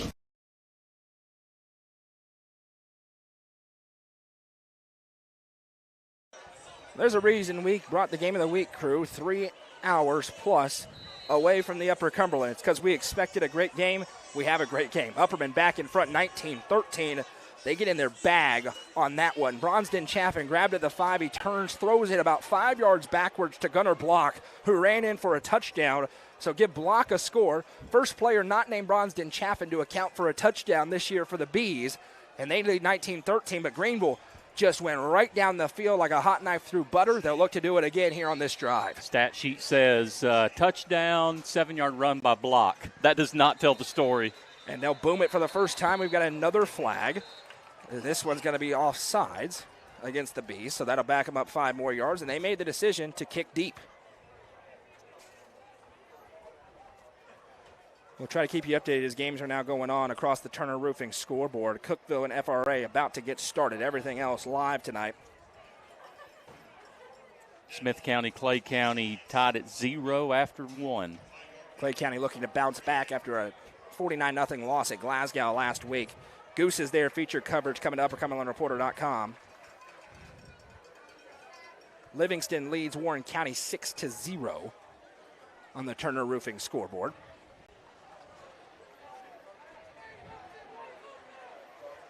Roberts to kick it. And this time, he's just going to pooch it. So they kicked deep last time, not here. Fielded cleanly at the 38. Stutter stepping, now accelerating. Another great start of field position here. And small sidelines here in Greenville, so every time somebody goes out of bounds, there's a little bit of yelling. A good return that time, though, for Kane Ricker. And great field position for this offense that moved it right down the field. 1st and 10 from the 45. This Greenville faithful wants a late hit on every single tackle.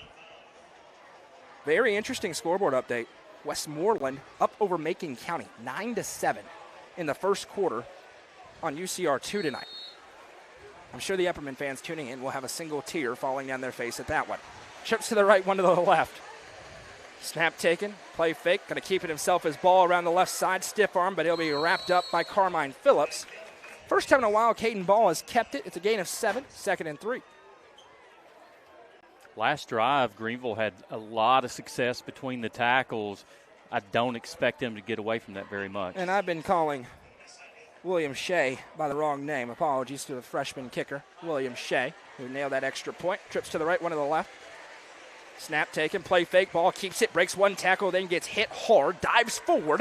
Should be enough for the first down on the extra effort. Parker Cox, he's going to play Division I college football, wrapped up. Just got a game day invite to UTC. But not before a first down for Greenville. They're the Upperman 44. They continue to move down the field here. Tell you what, Zarian Harris is looking for an Oscar tonight.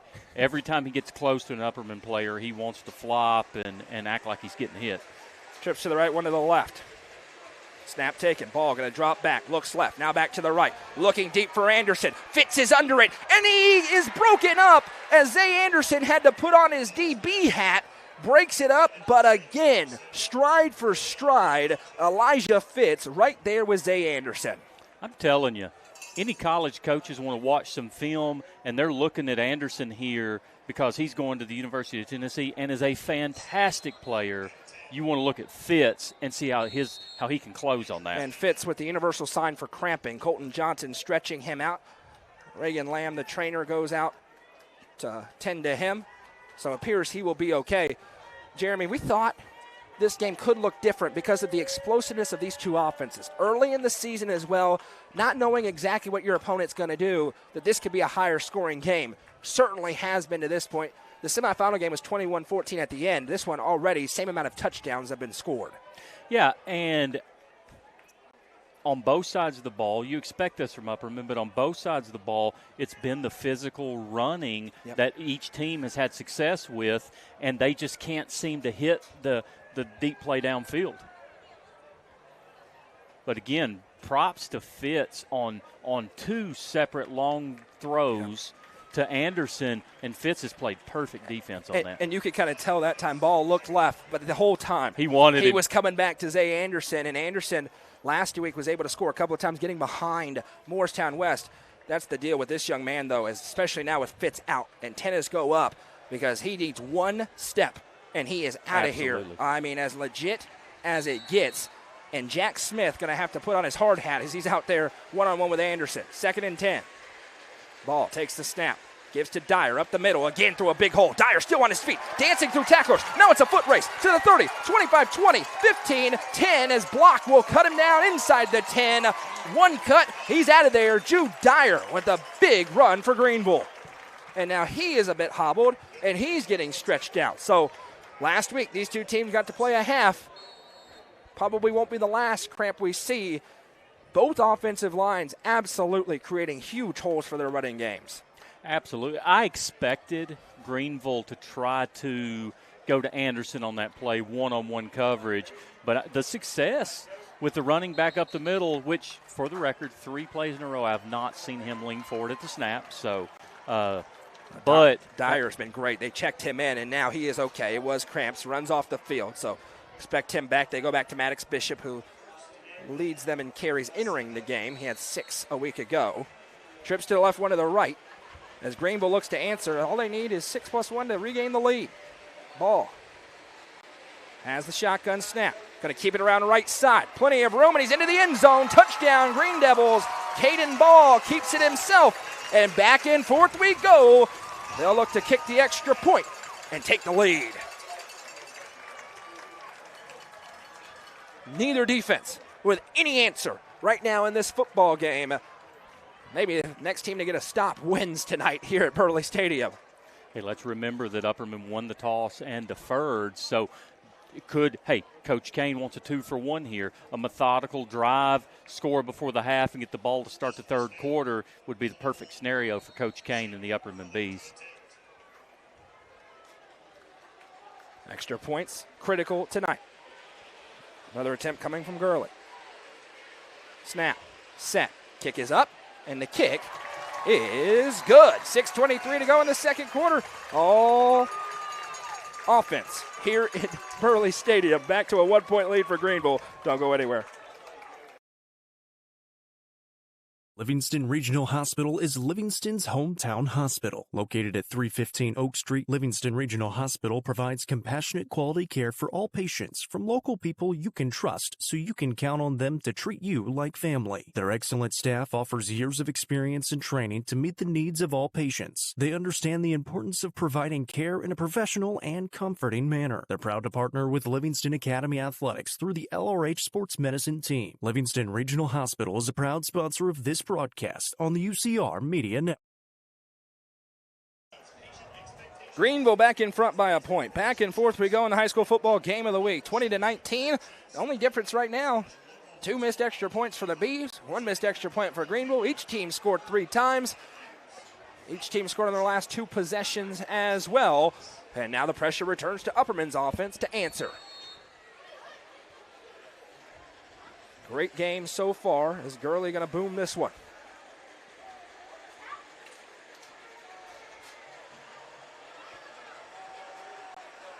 Races up, puts a boot into this one. Looking for a potential touchback, won't get it. Block under it, fields it at the 10. Block, gets behind a blocker. This one's coming back. Hold comes in, it's to the 20. 25, block to the 30. Block turns on the Jets to the 35, and he is taken down. A flag came in from way far away, and now we have another flag, maybe for a late hit out of bounds. It has been a penalty fest so far with a lot of extracurricular activities. And this may be one of those during the play, after the plays that you were talking about, Jeremy. Well, what's funny is they're going to enforce both of them, and it's going to be 5 yards forward for Upperman because we've got a hold here 10 yards back, 15 yards forward for the late hit. Should be Upperman ball 35. So now they got to make sure all the spots are correct. I do think it was the call was going to be for a late hit, I should say, and then a block in the back or a hold. It is a hold against Upperman. And then that gets applause, and this will get some boos. Personal foul against Greeneville. So they'll mark off both penalties, and it'll be 1st and 10 for Chaffin and company at about the 35-yard line.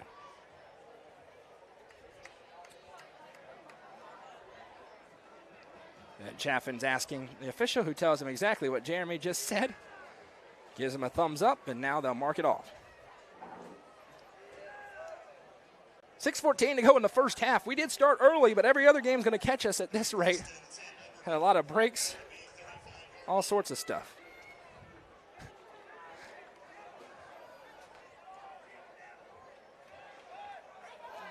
One receiver going to go out each way. Now we need a new football, and they get it.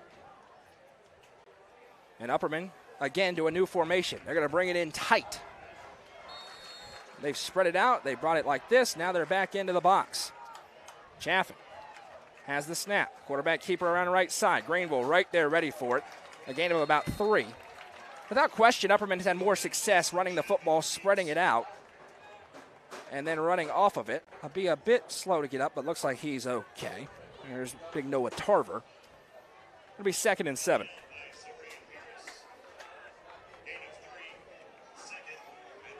Stick around, halftime. The Happy Hiller halftime show. We'll take a look around the state, go through the scoreboard. Of course, recap the first half, preview the second. It's been a great football game so far.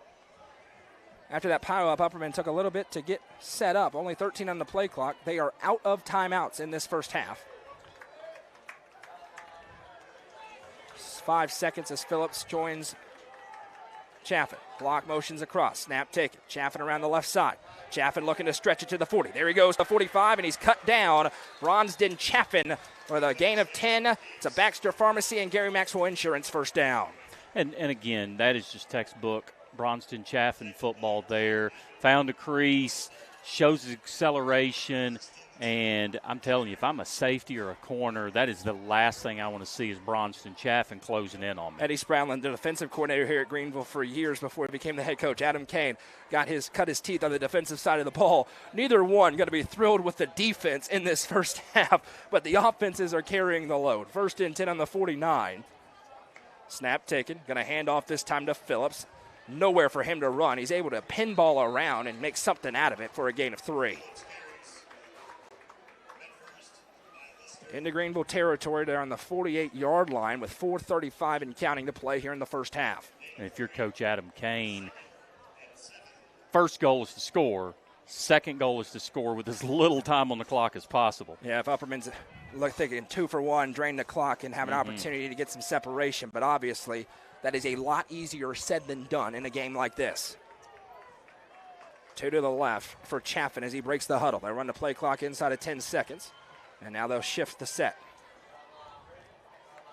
Chaffin takes the snap, rolls around the right side. We've got a flag. This one's coming back as Chaffin stutters down to the 41. Flag came in immediately, and they call an illegal shift, which is as ironic as it gets, and that'll make it 2nd and 12. I guess they say they didn't come set for a full second, but considering the forward movement, it's a little bit rich, Jeremy. Yeah, I didn't see that. I felt like they were probably set, and that's not me trying to be an Upperman homer. That's just what I saw there. So it wipes off a first down off the board. 2nd and 12 here for the Bees with 4:01 to go in the second quarter. Again, the last 2 runs outside the tackles that have had success. That size of Greenville inside creating all sorts of problems. 2 to the left for Chaffin. He's got Phillips on his right. Has the snap. Stretches, looking to throw.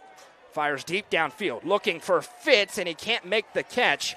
They took the shot on 2nd and long, and now Greenville with a great opportunity to get a stop here. And worst thing in that situation is the clock stopped. Zay Anderson, stride for stride with Elijah Fitz. That may be the most surprising play call I've ever seen Adam Kane have. I would have bet any amount of money he was going to run the football and try to get 5 or 6 yards.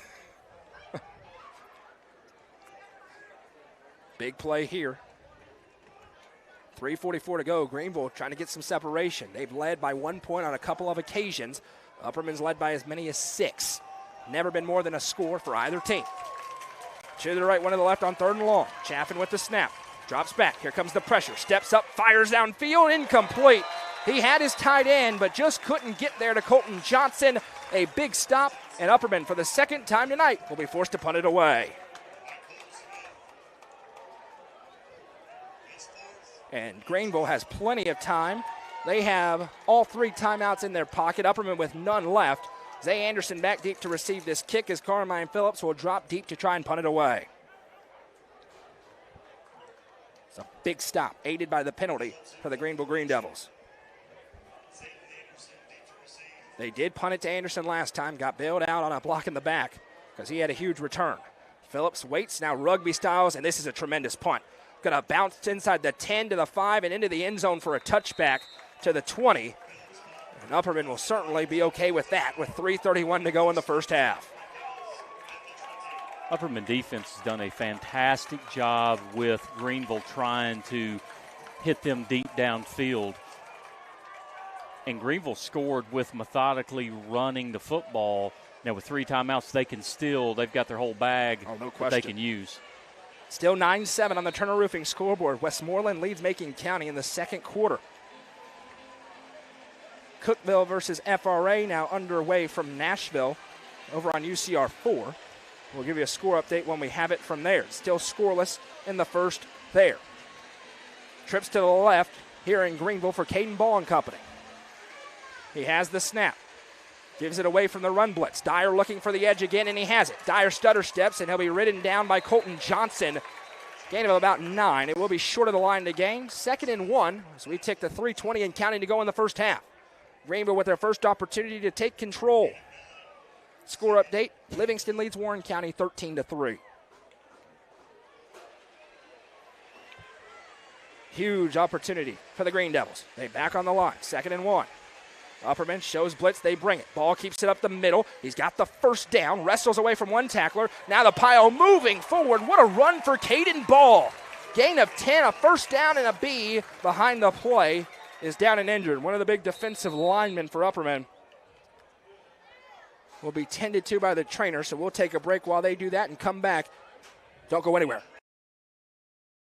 The Quality Family, a local company supporting and caring for our local communities. The Quality Family offers services to get you back to the game. From bracing to oxygen and everything in between, we can meet your medical equipment needs with Buckeye Home Medical Equipment. If you have an in-home need for strength and conditioning, for example after a surgery or injury, Quality Home Health is available to provide individualized care while you are on the mend. For those with end-of-life diseases, Quality Hospice is available to provide nurturing care during those difficult times. Choose the Quality family of services for care within your community. Visit thequalityfamily.com to navigate all we have to offer you. Injured B is the defensive lineman Israel Alvarez. He's being helped off the field. He is under his own power and says he doesn't want any help. A little bit of a limp to him. Hopefully he can get back in there for the Bees. 1st and 10. Great run for Caden Ball. 2:53 to go as they'll run the clock here late in the first half of a back-and-forth affair. Trips to the left, one to the right for Ball. They've kept it on the ground at will. Snap taken. Going to hand off to Dyer, and this time he is hit and taken down. The Bees get home. Noah Tarver shoots the gap and makes the stop for a loss of a yard. Huge play by Tarver there. Penetration, read the play, just an absolute perfect technique to that play. 2:18 to go in the first half, 20-19 our score. 2nd and 11, certainly an offense that can convert a 2nd and long. Again showing blitz, here they come. Ball drops back, looking for Anderson, now forced out of the pocket. Gonna tuck it. Ball is tattooed. Absolutely crushed on the outside. Shooting through was Kobe Justice, and he got his money's worth. It's 3rd and 9. Greenville here, a balance. Upperman cannot stop the clock. 1:50 and counting to go. Well, they're not going to burn the time down at all. They're going to try to convert this because Eddie Spradlin burns his first time out of the half with 1:46 to go. Big play upcoming in this ball game, Jeremy. Yeah, I felt like they were going to run the clock out there and potentially run a safe play, run more time off the clock and punt. But Coach Spradlin a little more aggressive than I would have been there. Again, looking for the shot play downfield to Zay Anderson. Elijah Fitz had him covered up over the top. And that's the amazing thing about Zay Anderson. Upperman's done a really nice job defending him. but it hasn't mattered because all it takes is one play for him to ruin the game for you. Score update on the Turner Roofing scoreboard, Jeremy. Macon County has taken the lead at Westmoreland 14-9 in the second quarter. That is one of the best rivalries in high school football. I have refereed that game a couple of times, and that is an absolute intense county border war rivalry. Curious to see how that game goes because Macon County faced a Fulton team that was just not very well coached last week. 2 receivers each way here on 3rd and 9 for the Green Devils. Motion man across is Zay Anderson. Snap taken, ball looking to throw it to him. Pass is tipped into the air and it's incomplete. It was tipped, shooting through and jumping up to get a hand on it. A tremendous play made by 21, Tate Porath. He has a sack and now a pass breakup, and Upperman has an opportunity. Back-to-back incompletions means time stops, or pardon me, a timeout and an incompletion with 1:40 to go, and Carmine Phillips goes back deep to receive this kick. Porath also has a touchdown on the night, so far he's playing his heart out. Tate Porath in the running for the Nelson Trophy and screen printing player of the game here. He had a forced fumble last week as well on a sack fumble. So a couple of sacks already this year for Tate Porath. First stop for the Bees in a long time on defense. And now Eddie Spradlin's going to burn his second timeout. Not happy with something. The punter back deep there for Greenville is Cole Franklin, the senior. You knew these two coaches were going to make some adjustments, and you expect more of those at halftime. Just neither one would accept a 56-49 type of ball game, which is where we were headed for a minute there. Exactly. I love the chess game here by two of the best coaches in the state of Tennessee. But you're right. I felt like this would just be a defensive struggle at this point unless they couldn't stop Chaffin running or Anderson gets a quick, long touchdown. But this has been like Madden really on offense. We'll have an injury update from Hallie Gunlock on the sideline here coming up momentarily on Israel Alvarez over there on the training table after this punt. Franklin gets a very high kick away, angling towards the sideline, takes a great hop. A tremendous punt in this situation. Trickles all the way down to the 16-yard line with 1:26 to go. Cole Franklin with a textbook punt in that situation. Not only keeping it away from the returner on the sideline, but able to milk 3 or 4 or 5 extra seconds there. Hallie with an update on Israel Alvarez on the sidelines. Hallie, go ahead. Alvarez is being checked out by 2 trainers right now. He's laying on the training table and is getting his left leg checked out. Doesn't seem that he's going back in. Thanks, Hallie. 1:26 to go in the first half, and we'll see how aggressive Adam Kane is. Just showed a little bit of aggression on that last drive. But no timeouts for him. 1 left for Greenville. As he has the shotgun snap, just going to give to Phillips. Up the middle, big hole, there goes Carmine. He's to the 25-30, foot race, 35-40, 45-50, 45-40, 35-30. Still on his feet at the 25-20, and he's down there. Carmine Phillips with a huge run. And now Bronston Chaffin saying, let's go, with no timeouts left. Carmine Phillips with a run of 50-plus. Wow, the tables turn. It's a Gary Maxwell Insurance and Baxter Pharmacy first down. They're into the tee-up red zone. Now the Bees don't have to hurry. With 1:12 to go, they can take their time. Phillips on another handoff up the middle, dances through to the 15. Blow the whistle. They will blow the whistle a little bit late. 1:05 to go for Upperman. You want to score with 0 seconds on the clock. Going to have to get this thing separated down there. 56 seconds on the huge run for Carmine Phillips. Now we've got a Green Devil down, and that will kill the clock at 50 seconds to go. That offensive line created a huge crease, and Carmine Phillips took off, Jeremy. And we both have hit on it, but no better scenario to end this half if Upperman can put points on the board, take the lead, get the ball to start the third quarter. This 2-for-1, huge, huge in this game. Carmine Phillips, a little bit hobbled entering this game. He's playing, toughing it out. That's why he wasn't able to score on that run, but it's still a huge run as he's out there toughing out a little bit of a lower body injury tonight. Again, Fitz and Phillips up to this point, Anderson had the angle on him. But I'm telling you, He absolutely caught the corner and got away from number 5. I thought number 5 had a good angle. Again, Greenville is misjudging some of the speed that Upperman has. Injured linebacker Cole Smith hopped off the field, hopefully just cramps. They're stretching him a little bit down there. Hope that he is okay. 50 seconds to go in the tee-up red zone. 2nd and 8. And now they will run the clock after the injury. Chaffin on the 16. Has the snap. Carries it around left side. Looking to throw. Gets away from one man. Now still rolling. Chaffin just lowers the shoulder, dives forward, and they'll have to go quick. It's going to be 3rd and 1. 34 seconds and counting. Chaffin kept wanting to throw. Finally just had to tuck it and go. The Bees have to get set up quickly here. 28 seconds left. Chaffin going to be all alone in the backfield. 24. Has the snap. Drops back. Looks left. Fires. Receiver Fitz makes the catch. Taken down. They'll stop the clock to reset the chains. They'll have to go quickly again, though, with 17 seconds left. I think Upperman got a break there with the official saying he was out of bounds. Nope, now they're going to run the clock. They're going to have to go. The Bees are not ready for it. They're running in a play too late. They don't realize that the clock is running. They're running out of time. They got to go. 10 seconds. Chaffin has the snap and clocks it. He spikes. It took too long to realize, Jeremy, and now it's decision time for Adam Kane. He may try to take the lead if he kicks it. If not, got to have a throw into the end zone. Completely agree, but, the officials' mechanics there on the sideline, he needs to let everybody know that they were in bounds, but he stops it for the first down so that Coach Kane understands what he needs to do at that point. 9 extra seconds ran off the clock at the end of that play. That's the difference between 2 extra plays that you can have. It is the offense on the field here for Upperman. 2nd and goal from the 7-yard line after the spike. Block the receiver out to the right. Fitz to the left. They're stomping their feet here at Burley Stadium. Chaffin takes the snap. We got a whistle and a timeout by Eddie Spradlin. The last one that he had remaining was 7 seconds on the clock.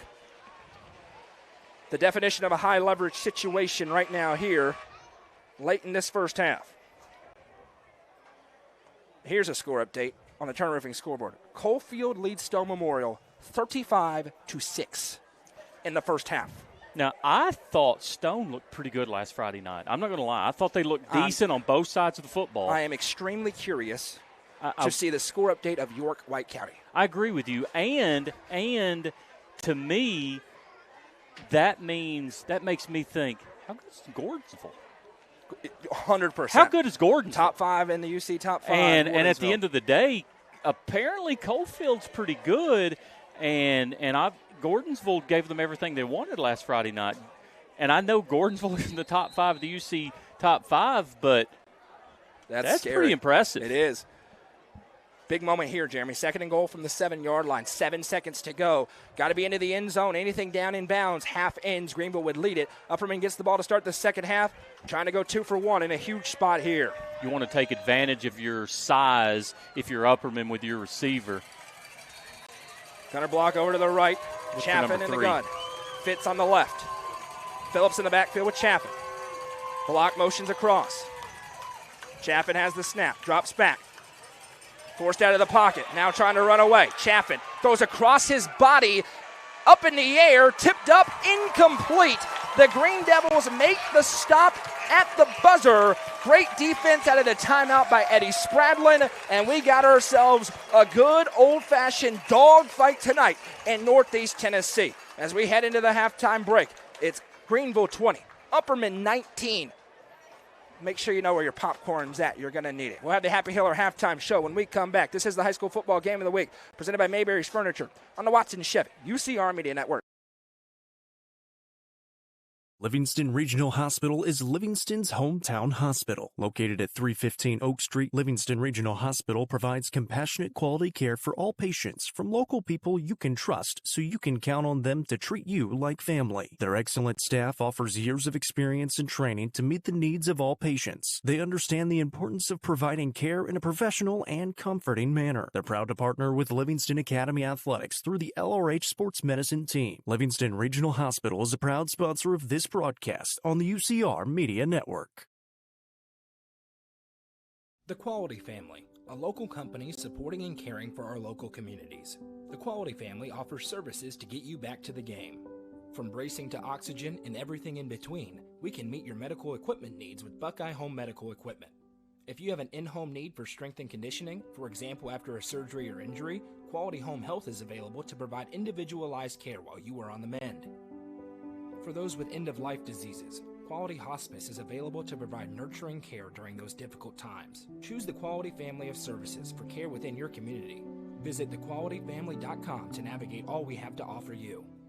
Turfmasters Landscape Management has been serving the Upper Cumberland since 1996. They offer a variety of services, including lawn maintenance, landscape design and installation, landscape lighting, irrigation systems, and more. For more information, contact Matt Wilson at 931-261-1587 today. Turfmasters Landscape Management is a proud sponsor of this broadcast on the UCR Media Network. Tee Up is the Upper Cumberland's brand new indoor golfing experience. With 3 state-of-the-art simulators, you can work on some of the world's best courses, all in the comfort of their climate-controlled facility. You want to know how you can improve? See everything from club speed to spin rate in seconds. Conveniently located at 141 4th Street in Baxter. Stop in. Visit them online at teupgolfclub.com or call them at 931-559-GOLF to reserve your simulator today. Tee Up is proud to support this broadcast on the UCR Media Network. Located at the end of Prosperity Drive on a quiet cul-de-sac in Prosperity Point, this home offers 2,964 finished square feet. Features include a split-bedroom plan, large open great room and dining room for gatherings and entertaining, spacious primary suite, generously sized guest bedrooms, partially finished basement with walkout access, and a 2-tiered back deck overlooking the pool. Priced at $414,900. Call Sonia Brown with American Way Real Estate at 931-979-7145 for more information. Looking for weekend lunch and dinner plans? Since 1971, Nick's Restaurant has been locally owned and operated. From mouth-watering prime rib to delectable ice cream pie, Nick's has it all. Their cozy atmosphere and great service will make you feel right at home. Plus, their banquet space is perfect for any event. Visit them at 895 South Jefferson Avenue or online at nickscookville.com. Nick's Restaurant is a proud sponsor of this broadcast on the UCR Media Network. Real Estate Collective is a team of experienced, licensed real estate agents serving the entire Upper Cumberland region. Whether you are looking to buy or sell, the RICO team is ready to serve you. With a focus on people over profits, you can rest assured the Real Estate Collective can help make your real estate dreams a reality. Call 931-559-9500 for more information or see their current listings at letsgorico.com. The Real Estate Collective is proud to support student athletes in our area and this broadcast on the UCR Media Network. Gentry's Power Equipment is proud to be the presenting sponsor of Upperman Athletics on UCR. Located at 755 Buffalo Valley Road in Cookeville, Gentry's Power Equipment is your local steel dealer with a huge selection of outdoor power equipment including chainsaws, blowers, trimmers, mowers, pressure washers, and more. They are your local one-stop shop for high-quality equipment. Locally owned and operated, Gentry's Power Equipment is proud to support Upperman Athletics and UCR.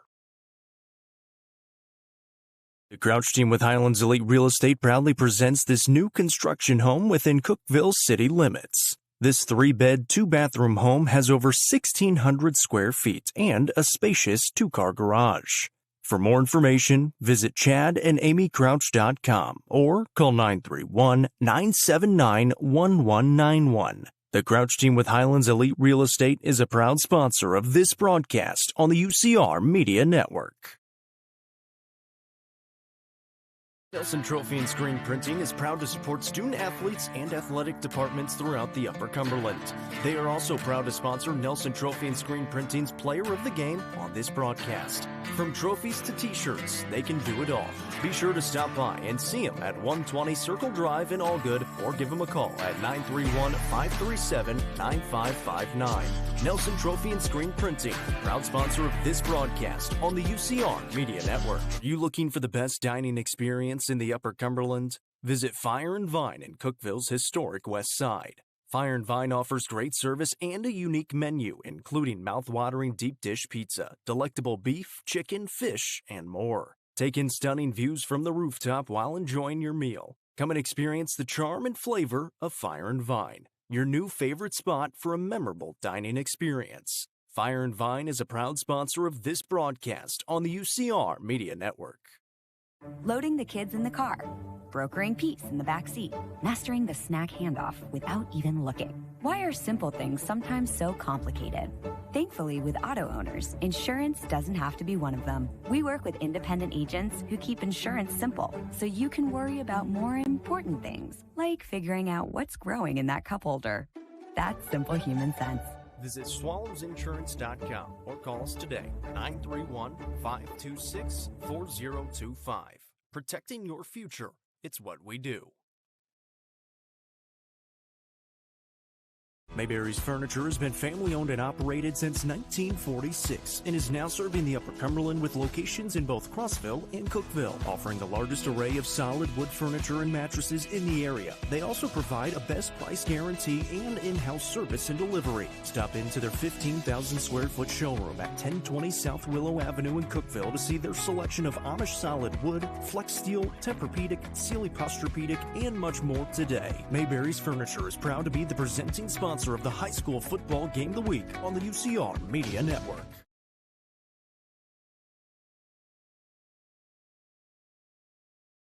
Watson Chevrolet is proud to present the area's best selection of new and pre-owned cars, trucks, and SUVs. Watson Chevy's staff of experts are ready to get you into your next vehicle with unmatched service and knowledge. Stop in at 2350 Cookeville Highway and get your vehicle serviced by their highly trained professionals. Right now, you can save money on oil changes, regular maintenance, and battery installation. And remember, don't buy till you see Jason Fye. Watson Chevy is proud to be the presenting sponsor of the UCR Media Network.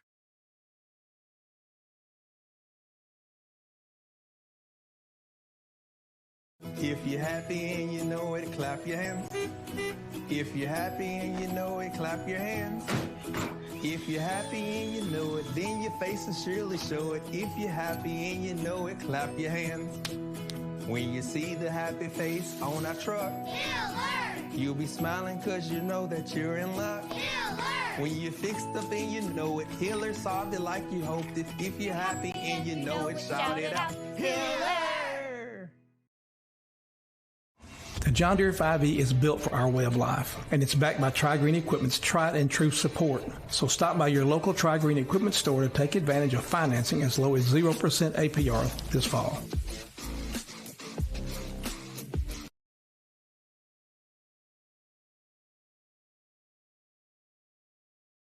Mowing, cleaning, hauling, whatever is on your to-do list, Tri-Green has a John Deere tractor built to handle it all with ease. Whether you're tending the land or tackling weekend projects, this is a season to get things done. Visit us online at trigreen.com to see how affordable a John Deere tractor can be.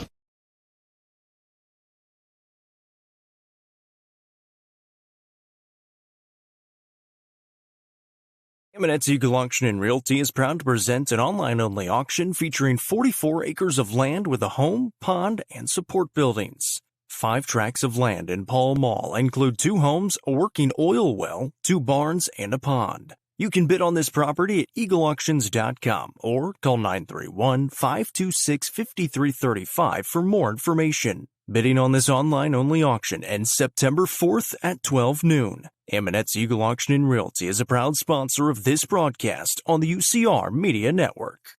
Livingston Regional Hospital is Livingston's hometown hospital. Located at 315 Oak Street, Livingston Regional Hospital provides compassionate quality care for all patients from local people you can trust so you can count on them to treat you like family. Their excellent staff offers years of experience and training to meet the needs of all patients. They understand the importance of providing care in a professional and comforting manner. They're proud to partner with Livingston Academy Athletics through the LRH Sports Medicine Team. Livingston Regional Hospital is a proud sponsor of this broadcast on the UCR Media Network.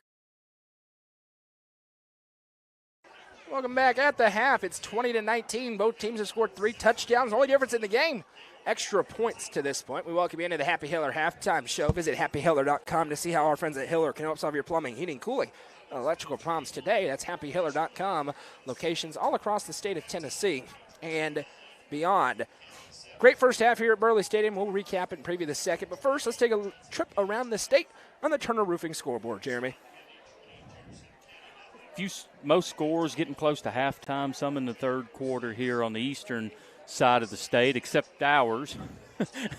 Like you said, we started 30 minutes in advance of our teams back home, and we're all at halftime right now. So Cherokee up on Campbell County 12-0.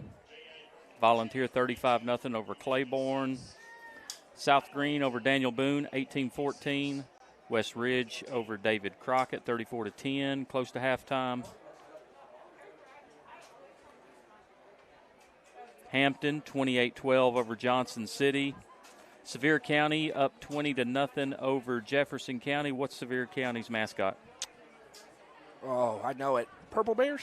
Something like that. I know it's the Bears. They're purple, I know Are that. they the Purple Bears? Maybe, I don't know. Okay. I know we got the Purple Pounders of Chattanooga Central, which is the worst name in the world, but Smoky Bears, something like that. Sorry, my apologies. I think it's Smoky Bears. Sevier County does play this Greenville team. That'll be a great game later on in the season. So a very interesting one there. Sullivan East is losing 7-19 to your favorite name. Who is that? Chucky Doak. Hey, we're close to Chucky Doak. Where is Chucky Doak? It's right over here. It's very close. Why didn't we go Small to Chucky school. Doak? It's a great question. I think they played yesterday. We should have just come up. Why wasn't the game of the week at Chucky We should have Doak? spent the night. They got to change So your you're names. telling me if they ever play one of our teams, It's game of the week. at Chucky Doak. 100%. I love it. I love it. And by the way, 100%. And they need to change your names. I don't know why, but Chucky Doak, Rubber Ducks. Is that not the best possible name? I love Just it. sounds perfect. I love it. I think they're the Black Knights. Ah, come on. Rubber Ducks. Chucky Come Doak. on. We lean into the yellow. Come on. I'm sorry. They're missing and the- I promise I'm not being jokey. I'm not making fun of it. I love the name Chucky Doak. We will do a game. It can be the worst team in our area against them. I promise you we'll do it as the game of the week. I love it. Let's go. Elizabethton up Big 20-9. region opponent for this team, for Greenville. Here's a score in the fourth quarter update, 20-15. Elizabethton over Tennessee High, which is kind of a surprising score. It is. Surprise, surprise, surprise. Alcoa has scored 56. Now here's a score update. It was 56 points at the half. Now it's 63-13 early in the third quarter. Alcoa. Now, what's the college over here? Does Alcoa play them next week? Probably. They should. They've got an FCS offensive line. If you just line them up right now, they could play tomorrow at a lot of FCS schools in this country. We've talked about this. A surprise. Cofield up halftime 35-12 over Stone Memorial. Upperman's opponent next week, 8 minutes to go in the fourth quarter. Farragut is losing to Powell 20-14. Powell's a good football team. And no help from Brandon Reeves there. That's going to be a very good football game next Thursday night. Thursday at 7 o'clock, Farragut Upperman at Billy C. Rogers Stadium on Thursday Night Football. It's going to be great. Oh, I can't wait. Oneida's up on Harriman 14-0 in the second quarter. Morgan Wallenville up on Deshaun Bishopville 10-7 at the half. Maryville is mad that they lost last week to Alcoa. They are up on Knox West 41-0 at the half. I'll jump in front of you real quick. Easton Davidson touched Caden Cisco. Flea flicker, 52-yard strike. Then followed up Evan Banks with a 3-yard touchdown run. Cookville FRA tied at 7, first quarter in Nashville. Okay, awesome. And Cookville needs to rebound from last week.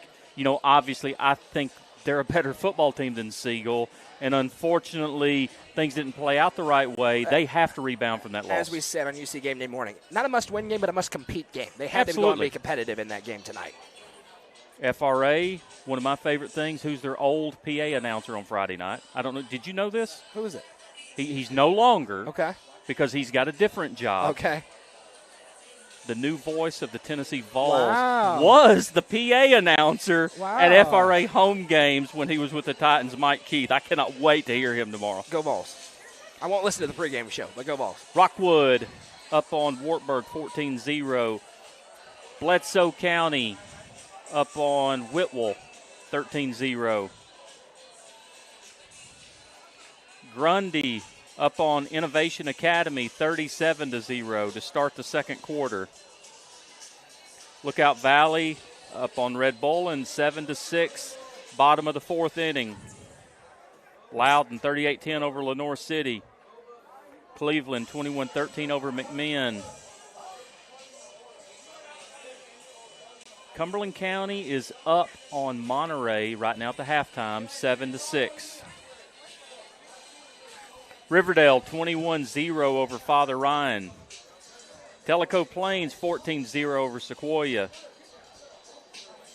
Adam Kane's former high school, Sequatchie County, up on Signal Mountain 29-7 in the fourth quarter. Now, he would argue very great and rightfully so that McCauley is the one high school that he identifies with, where he was a player and was born and raised. But, yes, still true. White County Warriors up on York Institute 21-0 halftime. Gives us an opportunity. We know where we will be. Next Friday night, high school football game of the week. One of the biggest football rivalries in the Upper Cumberland. Cookeville, Sparta. D. Harris Field, Warrior Stadium. Next Friday night, 6:30 p.m. pregame coverage begins right back here where you're watching this game. Cookeville, Sparta, high school football game of the week, presented by Mayberry's Furniture. Best part about that, 10-minute drive for me. Beautiful. Thank you, Noah. You're welcome. Thank you. You know, we sit here and talk a minute ago about Gordonsville and how impressive that was with how they played against Cofield last week. Do you want to guess the halftime score between Gordonsville and Watertown, or do you already know? I do not know. I'll think Gordonsville's up 21-6. Gordonsville is up 7-0. Okay. Watertown's competitive. Watertown, close game, one-score game last week with Smith County. Competitive football team. Two really good football teams, Page and Greeneville. Absolutely. 10-10. That's a fantastic ball game there. 6A, great team versus a 5A state championship contender. Great game. And we talked about Cookeville and Siegel last week. Siegel's playing Lebanon tonight. Oh, region opponent for Cookeville. And Lebanon is up 21-0. It seems like whether it was an overlooked spot, whatever it was, Cookeville not at their best a week ago against that Siegel team. Game they should have won, period. You and I talked in the pregame how weak Upperman's schedule is this season. Yeah, sure. Beach is beating Mount Juliet 22-0. Another, speaking of, Beach laid a huge egg last week at Greenhill. Everyone thought it was going to be a good game. It's a blowout. Beach bouncing back. Caden Powell leading that Beach team. They get Beach and Upperman face off. Oh, my goodness. Coming up in a few weeks. That's week 5. But this stretch for Upperman. Tonight, next week, Farragut. Week after, at Stone. Week 5, they welcome in Beach. Put your hard hats on. Unbelievable.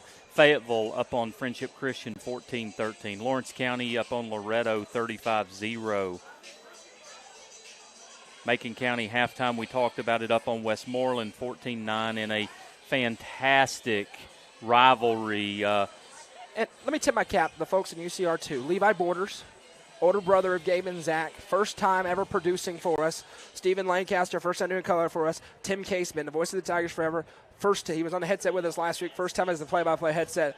Gone off without a hitch, knock on wood, right now at halftime over there in UCR2. So credit to that team of guys for getting it done tonight. Shout out to one of my good friends, George Holmes, which is an alumni of Westmoreland. Brentwood Academy up on Brentwood 24-0. Let me skip down a little bit. There's no scores plugged in a little bit. Peabody up on Humboldt 14-0. By the way, shout out to my dad who's listening. Tom McKay. We are 6 miles from Chucky Doak. Just a 15-minute drive. Coming through in the clutch. Let's go. Mr. McKay, I love it. Baylor, private school. Do we talk about the scores? Not worry about Division II. Congratulations on your money. Let's turn our attention to this game as they just put the 3-minute, I believe, mandatory warm-up period on the board. Very interesting first half. When you go back through it, Greenville goes right down the field on their opening drive, Jeremy. Upperman stuffs them at the 1-yard line. They get a big sack. Get the football back. Upperman goes right down the field, scores on a touchdown pass from Bronson Chaffin to Tate Porath. Greenville answers, goes down the field, gets what appeared to be a turnover. Ball pops out, fumble on the ground. Taryn Clarity picks it up. Nobody in front, goes 50 yards to the house. Right now, that stands up, gives Greenville the lead, and they have the lead at 20-19. Upperman, though, answers right back. Bronsden Chaffin, touchdown run. His fifth of the season. Greenville answers right back, and all of a sudden we find ourselves in a good old-fashioned shootout. Then finally, at the end of the half, both teams forced a punt, one each way. Upperman had a 2nd and goal from the 7-yard line with 7 seconds to go. They run a play. It had to be a quick hitter. It was not. time expired. Upperman gets the ball to start the second half. Game very much in the balance right now. Huge opening drive, and we imagine if Upperman scores, they're going to go for 2 and try to get out of this being down 1 constantly on every Greenville score. Yeah, absolutely. You know, this game is so even in almost every statistical category. Offense, score. Both offenses have a drive inside the 5-yard line that they wish that they could have each handled a little bit differently, and I'm excited about this second half. Let's see Hallie Ledbetter. She's going to try and ask Coach Kane a question and report back what he's thinking of what they need to do here in this second half. You know, it's an Upperman team. They were able to move the ball offensively very well. You got to feel like some bounces went against you if you're the Bees. And then after that happened, Greenville got that momentum. That offensive line started leaning, creating holes. Thank you to Jeff P.D. Goolsby for the stats. Here are your first half stats. Of course, 20-19 to score. The Bees with 12 first downs to Greenville's 10. Here's the stat that Greenville was looking for. 24 carries for 246 yards. Wow.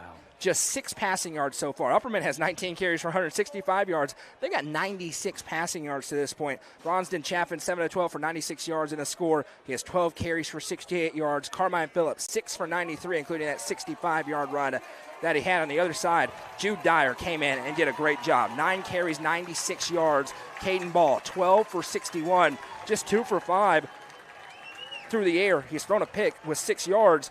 Zay Anderson, 1 catch for 1 yard. The Bees have done what they needed to do in that department, but the run game behind this huge offensive line for Greenville has created big, big problems for this Upperman front 3. It has, and if Greenville can duplicate 60 or 70% of that offensive running yardage, that's not going to bode very well for the Upperman Bees. We'll see if Hallie caught up with Adam Kane or what the feeling is like down there on that sideline right now. Seems like a lot of energy for both teams. The Upperman fans have kept a lot of energy throughout this game. You can hear them kind of probably up there. You hear those milk jugs, whatever they are, rattling over there. But these players seem really hyped, ready to go. They get the ball, start the first half, or the second half, sorry. Back to you guys. There's Hallie Gunlock on the sideline. I'll call her Ledbetter a few times. I'll call her Gunlock. Eventually, I will get it right. Greenville did have one surprise onside kick. Upperman recovered it with one of the upbacks. We'll see what they do here. The penalties galore in the first half. A ton of them. Upperman had 8 penalties called against them for 73 yards. 5 on Greenville for 55. Upperman fans probably feel like they're getting the short end of the stick, and they do have some realistic arguments for that so far. But they got to go play the football game. That's all that matters. 1 half to go to decide a winner in this non-region 4A clash between Greenville and Upperman. Greenville's in black, Upperman's in white. We're back to it here in the Upper Cumberland Generators broadcast booth, and they're going to boom this one away. Elijah Fitz fields it, but his foot's in the end zone. They'll let him go. He's to the 5, to the 10. Fitz looking to bounce upfield at the 15. Stiff arm there. Now cuts upfield, still on his feet. Pinballs around to the 20, where it would have been if it was a touchback. It'll be 1st and 10 at the 20. The big leg for the kicker for Greenville, Samuel Gurley, showed off there.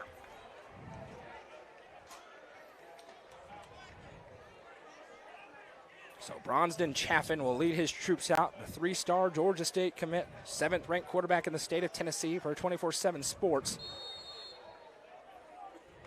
He's looking to regain the lead. 2 missed extra points loom large for Upperman right now. That's why they're down on the scoreboard. Trips to the left for Chaffin. He's got Phillips on his right. Has the snap, going to keep it himself over the right side. He's cut down quickly, maybe a gain of 3 for the 6'4" quarterback from Baxter. Yeah, you see Upperman again in that triangle trips formation to the left, trying to spread the Greenville defense out to try to pound the rock up the middle. And Chaffin and one of the defensive linemen got a little bit tangled up, but everybody's all right. Well, that equipment got logged together. 2nd and 7 here from the 23-yard line for the Bees. As Jude Fitzpatrick runs the play call in from Adam Kane, who's also the play caller. Upperman has not lost a regular season game in 1,088 days. 26 straight regular season wins dating back to 2022. Shotgun snap for Chaffin. Looking left, fires. It's intercepted. Read the whole way to the 20. Still on his feet to the 15 before being hit out of bounds.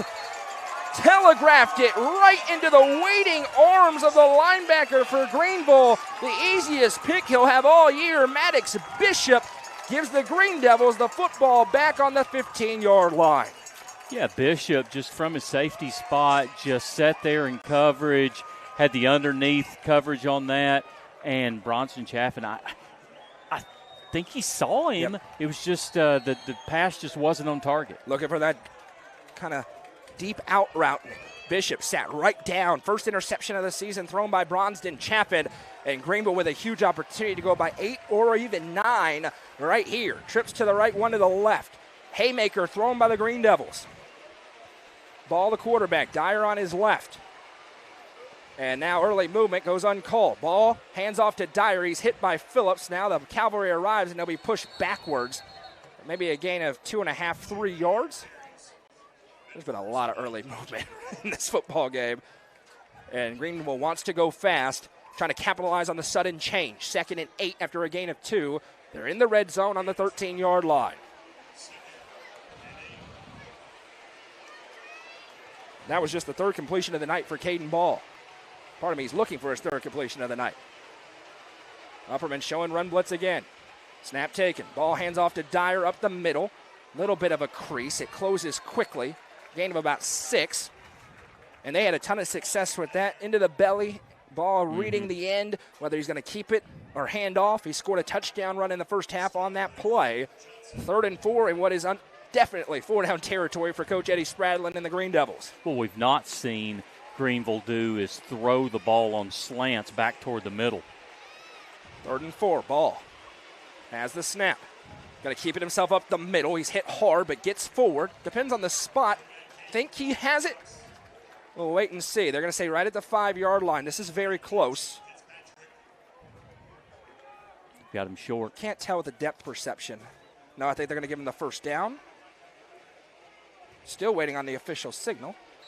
They're going to measure it. It is very close. It's right at the 5-yard line, which looks to be where that first down marker is, so they'll bring the chains out and look at this. Noah Stradamus. Yeah, I think it's a first down. I thought, to my eye, he had a first down. You say first down. I do think it's a first down for Greenville. We'll wait and see. Just for Vegas argument, I'm gonna say he's short. We don't have a great angle of it. There's that pole in the way, unfortunately, that we cannot move. It's running power up to the roof of the press box. But not terrible. Look. Either way, it's going to be a go-for-it situation. I think it's a first down, and it is. By a few inches, it's a first down for Greenville. Be 1st and goal from the 5. They lead by 1 with 9:37 to go in the 3rd.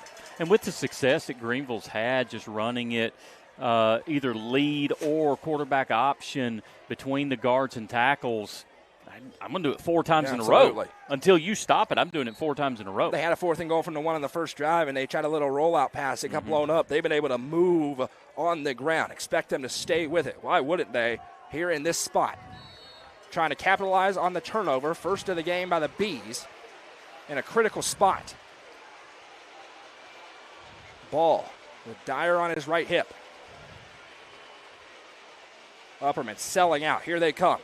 Ball going to keep it. Dances outside to the left. Now stutters upfield. They're pushing him forward. Is he in? He is. Touchdown, Greenville. Caden Ball dances through, gets the push, and the Green Devils stretch their lead to 7, and they're going to kick the extra point and try to make it 8.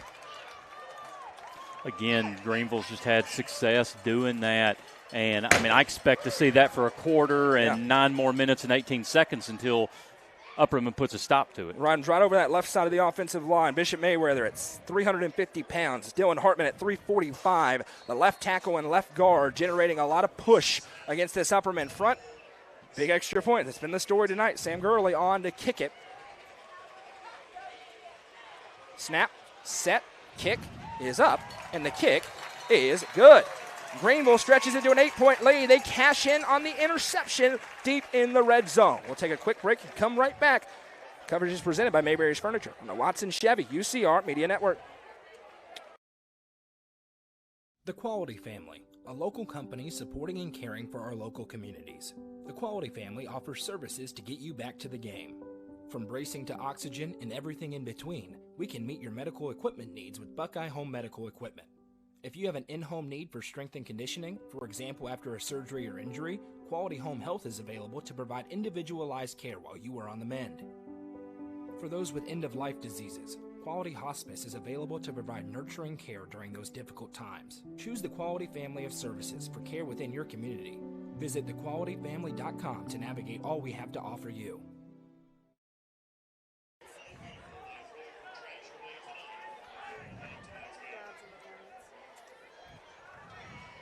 (27-19), Greenville with the lead. They capitalize on the interception. And now we'll see what they do in the kicking game. They just had a booming kickoff, pinned Upperman back at the 20. Got to pick a couple of plays later. We're able to punch it in. Now it's gut check time for the Bees. An 8-point deficit here on the road against a great top 10 football team who's running it at will. Gurley races up, and he absolutely uncorks into this football. That one's into the end zone for a touchback. Mentioned at over 25 of them a year ago. A huge weapon for Coach Spradlin. First and 10 Bees on the 20. And now all eyes go to Bronston Chaffin. Was not a great play to end that last drive. Telegraphed the interception, and we'll see what the play calling looks like for Adam Kane. Yeah, and we talked about the chess match that both of these defensive-minded coaches have. Coach Kane has got to find an answer for that inside run game from Greeneville, and Greeneville feels like they may have found some answers to the Upperman offense. And you remember that last sequence at the end of the first half. How large does that loom right now as Greeneville stretched it to an 8-point lead? 2 to the left for Chaffin. Has the snap. Going to give up the middle to Phillips. He bounces to the outside. A great, potentially touchdown-saving tackle on the edge. Shoestring grab by Maddox Bishop. He had the interception. And now Carmine Phillips, who mentioned he's been a little bit hobbled trying to play through it, now being stretched out, hopefully just a cramp for him. There's been several cramps tonight. 9:02 to go in the third quarter. We'll give you some scoreboard updates.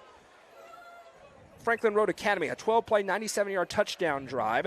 Capped off with a touchdown pass. They lead Cookeville 14-7 on the Turner Roofing scoreboard. Jackson County and Midway tied up at 14 at halftime. So an interesting one there. Macon County leads Westmoreland 21-9. So the Tigers from Macon starting to stretch their lead. They did that last year against Westmoreland as well. Later on tonight, it will be very late, but we will have a Friday night end zone show. It may be the Saturday morning end zone show presented by Rico. Talk about this game, talk about the other games, recap it all. Doesn't matter when, we're going to go live because this is what we do. Phillips still getting stretched out, and that's important. We have not seen Jude Fitzpatrick at the tailback spot tonight. He has played running back. Saw a little bit of Colton Johnson, but if Carmine Phillips is forced out of this game for any period of time, takes a big weapon off the field for Coach Kane. Yeah, I'm telling you, and you can just, again, we've talked about his speed. He gets through that shoestring tackle. I think Clariday had a little bit of an angle on him. It's at least another 7 to 10 yards. So Phillips now being helped back up to his feet and trying to make sure he's okay, and he is walking off under his own power, but you can see it. It's just not quite there. Hopefully just that cramp, but he's feeling something. And now he's just going to hop off. It's that right leg for Carmine Phillips. And, of course, it's an Upperman team who's starting senior Mike linebacker Walter Kane out, injured on the opening kickoff last week, out for the year with a knee injury. So the injuries have hurt. And now they gave the ready for play, but Carmine Phillips is still on the field hopping off. So the white hat official wasn't looking over there. And now here we go. It was a gain of 5. It's 2nd and 5. Expect to see a heavy dosage of Bronston Chaffin. Takes the snap, play fake, dropping back to pass. Now he's going to tuck it and run. Chaffin wiggling through traffic. Bronston Chaffin, there he goes to the 35-40. Chaffin still on his feet to the 45 and then just muscles a man and looks down on top of him. The Bronston Chaffin effect with his legs for a Baxter Pharmacy and Gary Maxwell Insurance first down. Yeah, Clariday got the bad end of that collision. Still a one-score game. Always interesting when you score a touchdown to go up 7. Do you kick the extra point? Do you go for 2? Coach Bradley not chasing points. He just kicks the extra point. Does give the Bees a little bit of life if they score. They can go for 2 and try and tie.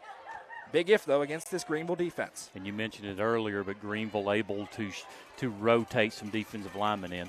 Jack Smith is in the backfield next to Bronston Chaffin. One receiver each way. Chaffin, quarterback keeper around left side. Puts a foot in the ground at midfield and then just lowers the shoulder. Barrels down for a gain of 9.5 yards. It'll be 2nd down in inches here for the Bees. And this is what Upperman wants to do. I mean, they just quarterback run, mix in a little tailback, a little inside-outside, and just keep them off guard. But this is Upperman football. And they do just decide to change it, and they'll give Upperman the Baxter Pharmacy and Gary Maxwell Insurance first down. Pharmacist Lena Huddleston Jarrett is your hometown pharmacist, located right at the crossroads, very close to Upperman High School. Great local folks. They've been sponsoring the Upperman first downs for, I've lost count. How many Upperman first downs have they sponsored? There's been a lot. There have been a lot. 2 to the left, 1 to the right. Time ticking away here. Near 8 to play in the third quarter. Chaffin has the snap. Play fake, looking to throw over the middle to Johnson, and Colton Johnson with a physical grab. That was well defended right there in the middle of the field by Cole Smith, and Johnson just muscles it for a gain of 8. For that to be complete, Johnson has to get that inside leverage, perfect throw from Chaffin, tough catch. That's a really impressive play by both of them. The Bees starting to drive here, trying to regain some momentum after giving up the short field touchdown that gave Greenville the 8-point advantage. 2 to the left, 1 to the right. Chaffin with Smith on his right. Has the snap. Play fake, going to keep it himself again. Tries to bounce, and now a huge awkward collision. Gain of a yard, and everyone will watch to see if Chaffin hops back up. He does. 4 down territory for the Bees. It's 3rd and a yard here. They're at the 32, need the 31. Hayden Moore hobbling a little bit there. Yeah, he is, and Coach Fradlin says go down, which is exactly what you need to do. Hayden Moore, he was going to try to gut it out and run off the field, but you want your training staff to be able to go out and get him. We've had a lot of injury stoppages, unfortunately. Not sure if anything is too serious. Carmine Phillips is sitting on that bench. He does not look like he's coming back in anytime soon. But a lot of cramps, a little nicks and bruises in a week 2 battle, and that's part of the deal. When you play a team of this caliber for both teams, you're going to get beat up physically ahead of a season. That's why you don't see a lot of games like this, especially this early in the year, Jeremy. I agree with you, but it also shows that Coach Kane and Coach Spradlin both realize how important it is to play good competition. And like you said earlier in the pregame show, a measuring stick game to kind of see where you're at and what works well, what you need to fix. Because, listen, you can play a team and you can win 42-0, and you don't really learn a lot about your football team. Right. You learn a lot about your football team in a game like this. 3rd and a yard here for the Bees, and would be pretty stunning if this is not Bronston Chaffin running somewhere as we go under 7 minutes to play in the third quarter. Greenville with an 8-point lead, 27-19. Snap taken, play fake. They are going to throw. It's Johnson. He makes the catch and then has a vicious stiff arm as though he wrestled down, but not before Baxter Pharmacy and Gary Maxwell Insurance first down, and another Green Devil a bit hobbled trying to hop off the field.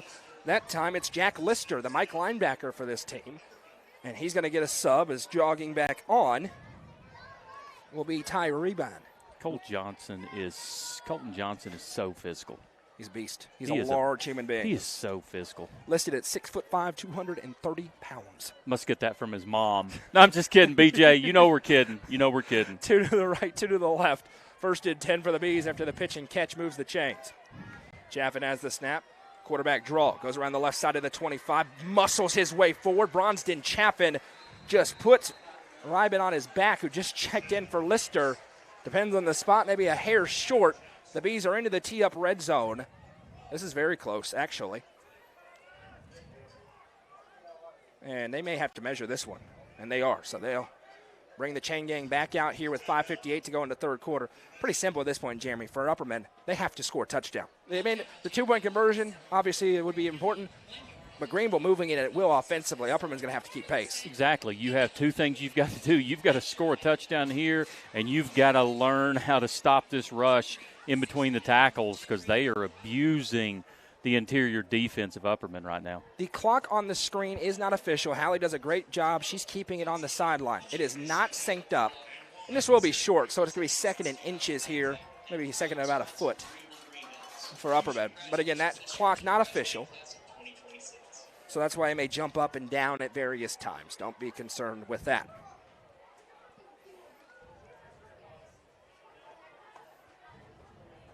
Huge crowd on YouTube tonight. We welcome you in. Subscribe to the channel if you haven't already. That helps us out a lot. Like this stream, give it a thumbs up. Really help us if you go back and just put it on in the background later tonight. We won't tell you not to do that.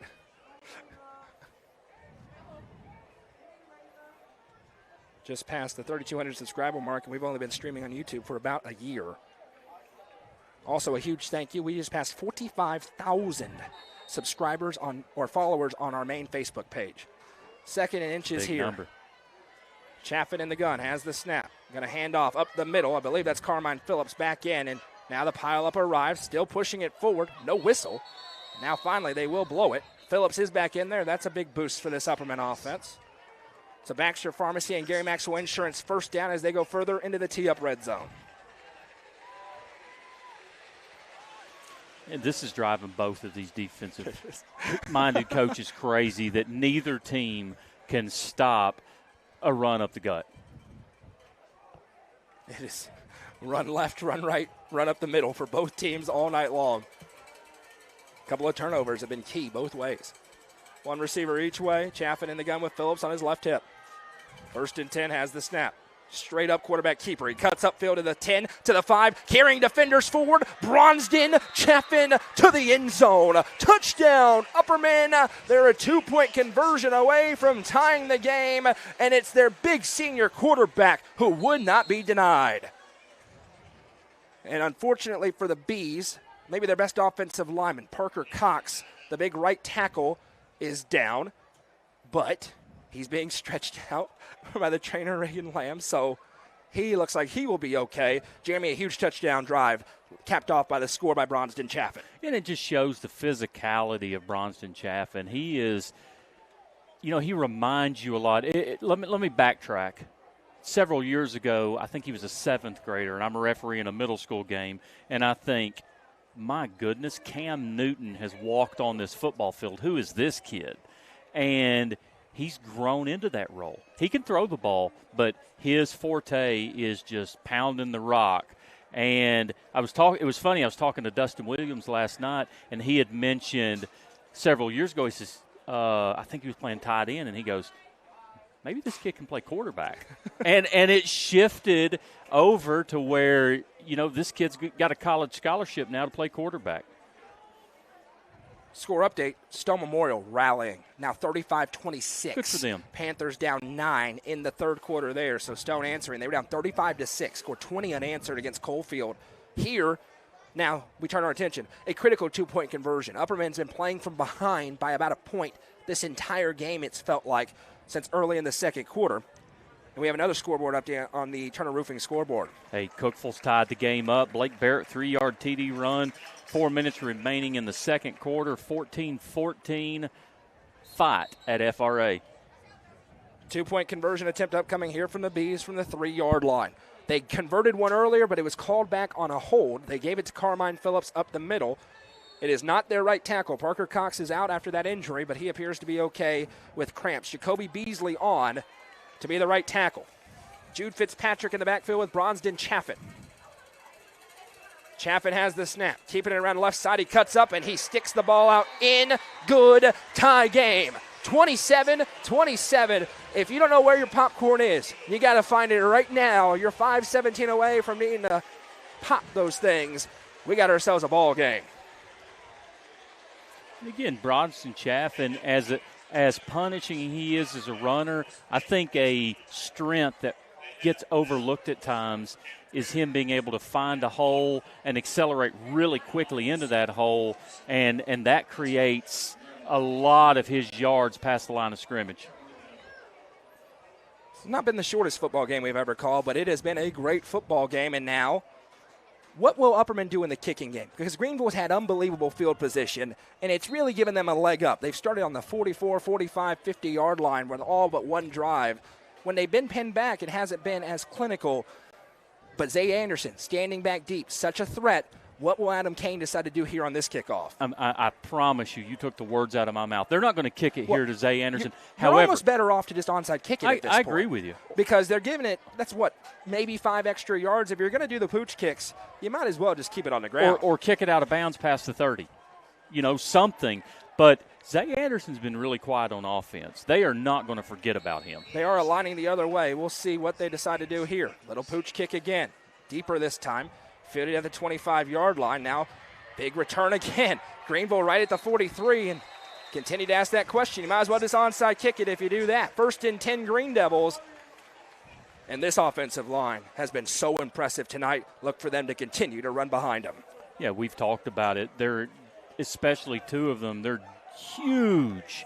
And they're getting push, creating holes. They've got the linebackers and the defensive line from Upperman on their toes, and they just can't seem to find an answer. Both offensive lines. You see 27-27, you think it's throw it around the yard football. No. Nope, not tonight. No. And you would think that we're late in the fourth quarter. We're not doing that either. We are not. 3 to the left, 1 to the right for ball. Has the snap. Going to give again. Another hole. Dyer stutter steps, cut down as he passes midfield. Gunner block. The free safety comes up. Easy for Greenville. Gain of 6. It'll be 2nd and 4. And they're doing a great job of spreading out this defense. Taking people out of the box with a 4 receiver set. They're getting quickly back up on the line again. 3 to the left, 1 to the right. Ball takes the snap. Keeps it around right side. Has a lane to run through. There he goes. Caden Ball carrying defenders forward. And it'll be brought down, but not before a gain of 13. Greenville already nearing the red zone. They're the Upperman 36.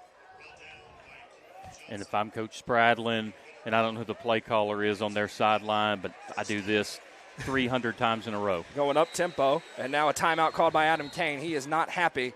And Walter Kane, the first one on the field. And he is talking to some of his teammates. Kobe Justice, who's out there trying to spot in at the linebacker spot. Greenville's been able to isolate some of those replacement linebackers tonight and are really attacking them in the run game.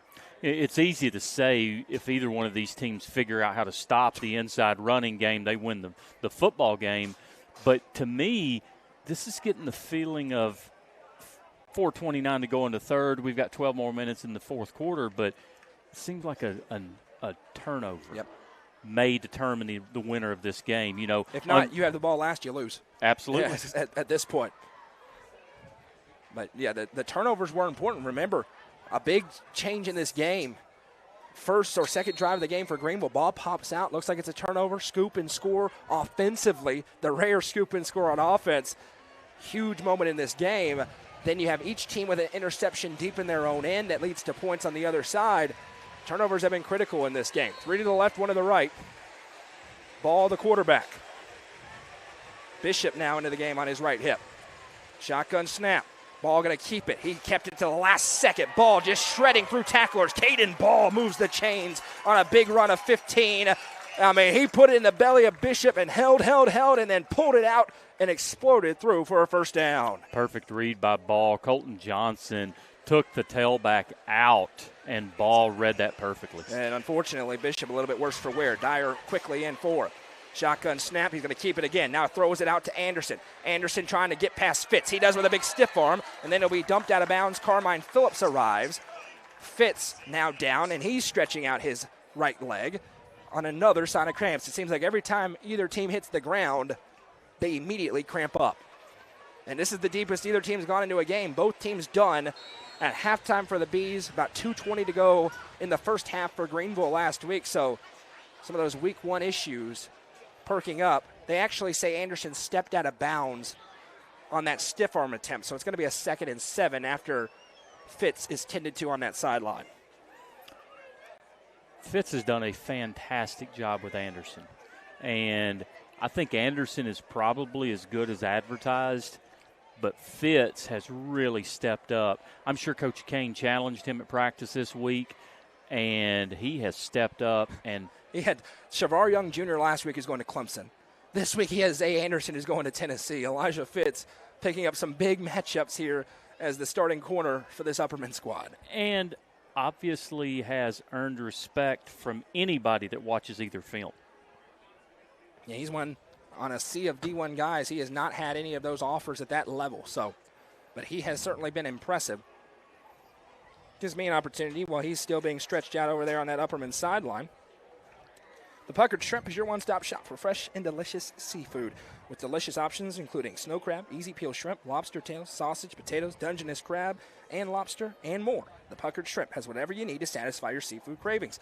Visit them on Facebook, The Puckered Shrimp, to see where they'll be this week. The food truck travels all around the Upper Cumberland. The Puckered Shrimp on Facebook. They let you know where they are. Don't want to miss it. We appreciate them. Delicious lunch or dinner taken care of this week.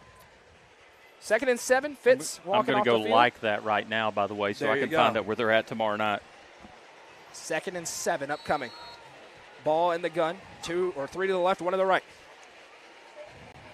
He's got Dyer in the backfield with him. Snap taken. He's going to give it to Dyer. Dyer looking to bounce it upfield. Not a lot of room. He is crunched. Carmine Phillips leveled a hit. Gets to the 15. Again, 4-down territory for Greenville. They've got a 3rd down and 3 upcoming here.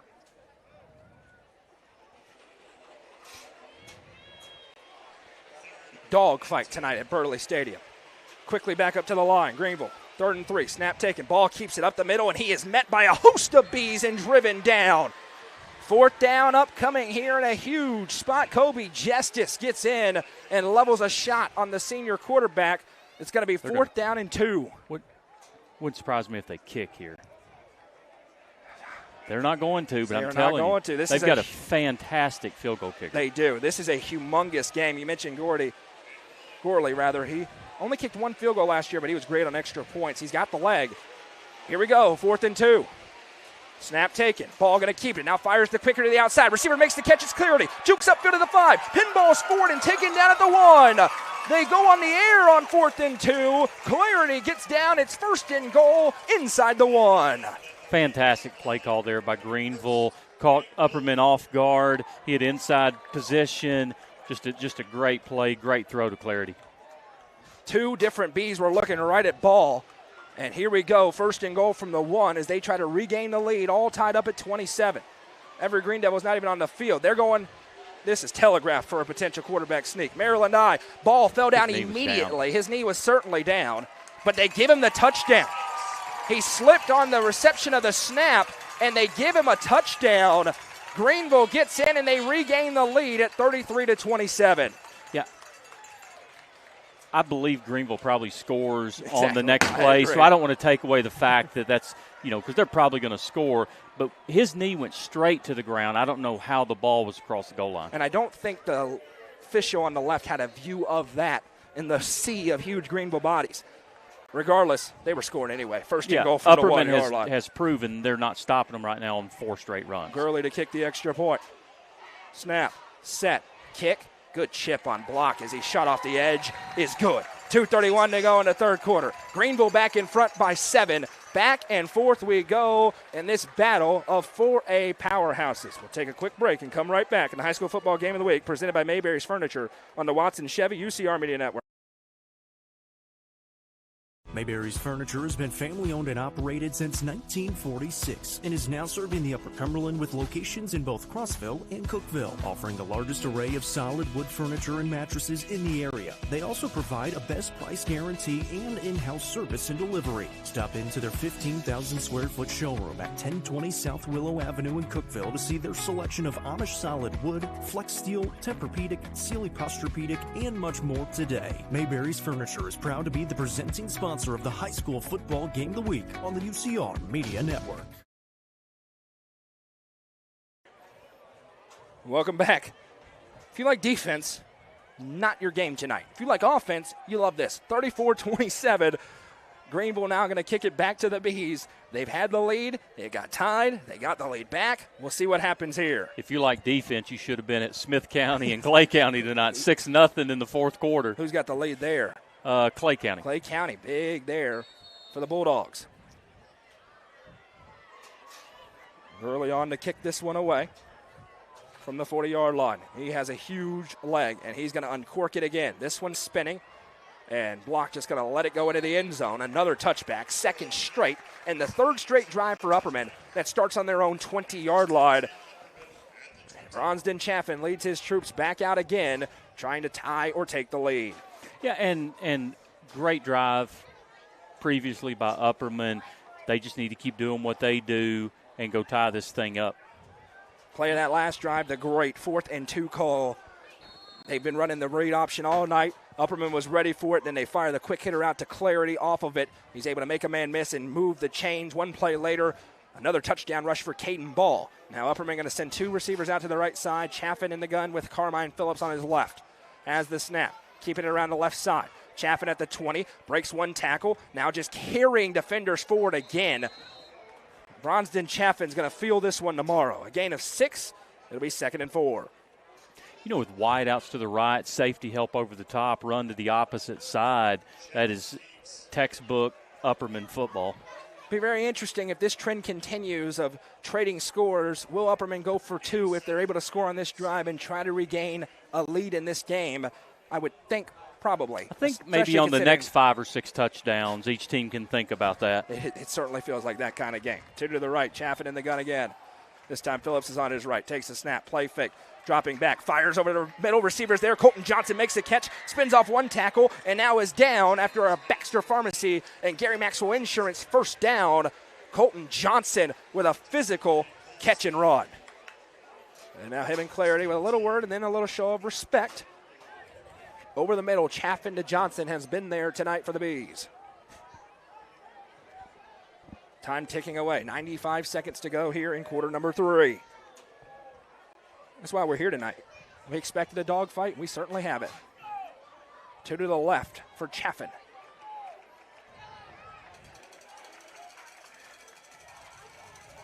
Has the snap. This time he gives to Phillips. Phillips creases it up the middle, spins off of one tackle, still carrying defenders forward. Carmine Phillips, known as a speed guy, he's had some physical runs tonight, a gain of 6. It's 2nd and 4 as we near 1 minute to go in quarter number 3. He has, but it's nice when you've got that kind of speed and you're 4 yards past the line of scrimmage before you get the first contact. Just a really good mix of speed and power. Could be, probably will be, the last play of this third quarter. It has been more of the same. Back and forth, offenses controlling the football game. 2 to the left. Nobody out to the right besides Colton Johnson along the line. Chaffin takes the snap, going to keep it himself. Stutter steps. That play, something off. Miscommunication between Chaffin and Phillips, and a huge celebration for Greenville. It's going to be 3rd and 4, but Upperman going to run this thing down and get into the fourth quarter. Feeling it over there on that sideline for Greenville. Justin Chandler, the senior linebacker.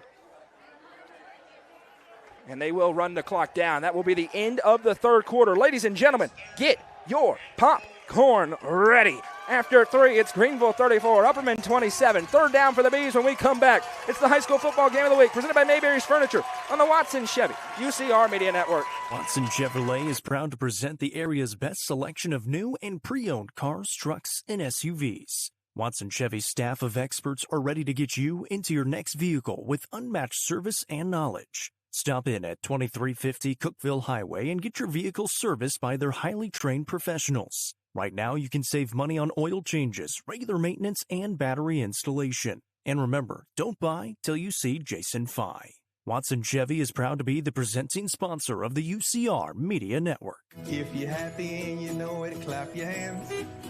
If you're happy and you know it, clap your hands. If you're happy and you know it, then your face will surely show it. If you're happy and you know it, clap your hands. When you see the happy face on our truck, you'll be smiling cause you know that you're in luck. When you're fixed up and you know it, Hiller solved it like you hoped it. If you're happy and you know it, shout it out, Hiller! Welcome back. 1 quarter to go at Burley Stadium, at least. Greenville leads Upperman 34-27. It is 3rd and 4 for the Bees, working right to left on your radio dial if you're listening on 106.1 The Eagle. Score updates on the Turner Roofing scoreboard. Livingston Academy routing Warren County tonight, 32-3. FRA and Cookeville tied up at 14 at the half. Smith County with a big touchdown pass. They now lead 7-6 over Clay County. Bronston Chaffin has 131 yards on the ground on 20 carries. See if he keeps it again here on 3rd down and 4. The Bees trailing by 7 here on the road. Empty set, has it. Rolling out to his left, thinking about throwing. Now he's going to throw it backwards. That is a backwards pass. Phillips picks it up. There goes Carmine Phillips to the 40. 35 caught from behind. Maybe a horse collar goes uncalled. That is a backwards pass from Chaffin. It's a fumble. You can move forward. It is a Baxter Pharmacy and Gary Maxwell Insurance first down for the Bees. Yeah, and in the first quarter, obviously they had a touchdown on that. Very fortunate for Phillips to be able to pick that up there. We have 2 different players down and being stretched out. Phillips and a Green Devil. I'm sorry, I can't see his number. Looks like a lineman for Greenville. Zorian Harris, number 77, is down for both teams. Upperman went back to the well, and that kind of RPO option play where you can throw it backwards. They scored on it earlier. That time it spiked into the ground, but we had a great view on it, Jeremy, so we could see it did go back. And remember, it's ball to ball, Music City Miracle style. It's not person to person. Where the ball starts to where the ball ends, looked like it went about a yard backwards. And a big play for the Bees, who now get a fortunate bounce of their own. No, absolutely. And you talked about it a moment ago for a potential horse collar. Yeah. And we'll think about the rule there is you have to pull them backwards. So if you feel as though he went straight down or forward, there's no penalty there. There has to be some kind of pull backwards. And at first I thought it's probably a penalty, but as I replay it in my head, I believe it's a good no foul. Carmine Phillips, now that'll go down as a run, over 130 yards rushing tonight, playing through a bit of an injury. He is on his feet. I'm not sure if he actually was getting trained to or not because he's still in the game. The Greenville fans aren't happy. They think it was an incomplete pass. I disagree. No, 100% a fumble. Could have gone the other way for a touchdown if they would have picked it up. They wouldn't have complained then, would No, they? but it bounced right to Carmine Phillips. 2 to the right, rather. Big spot here. 11:40 to go. The Bees trail by 7 on the road. 1st and 10 from the 26. Chaffin with the snap. Rolls right. Fires. Block there. He makes the catch. Block puts a foot in the ground. And the cavalry arrives for Greenville. Gain of about 4, maybe 5. They'll bring up 2nd down for the Bees.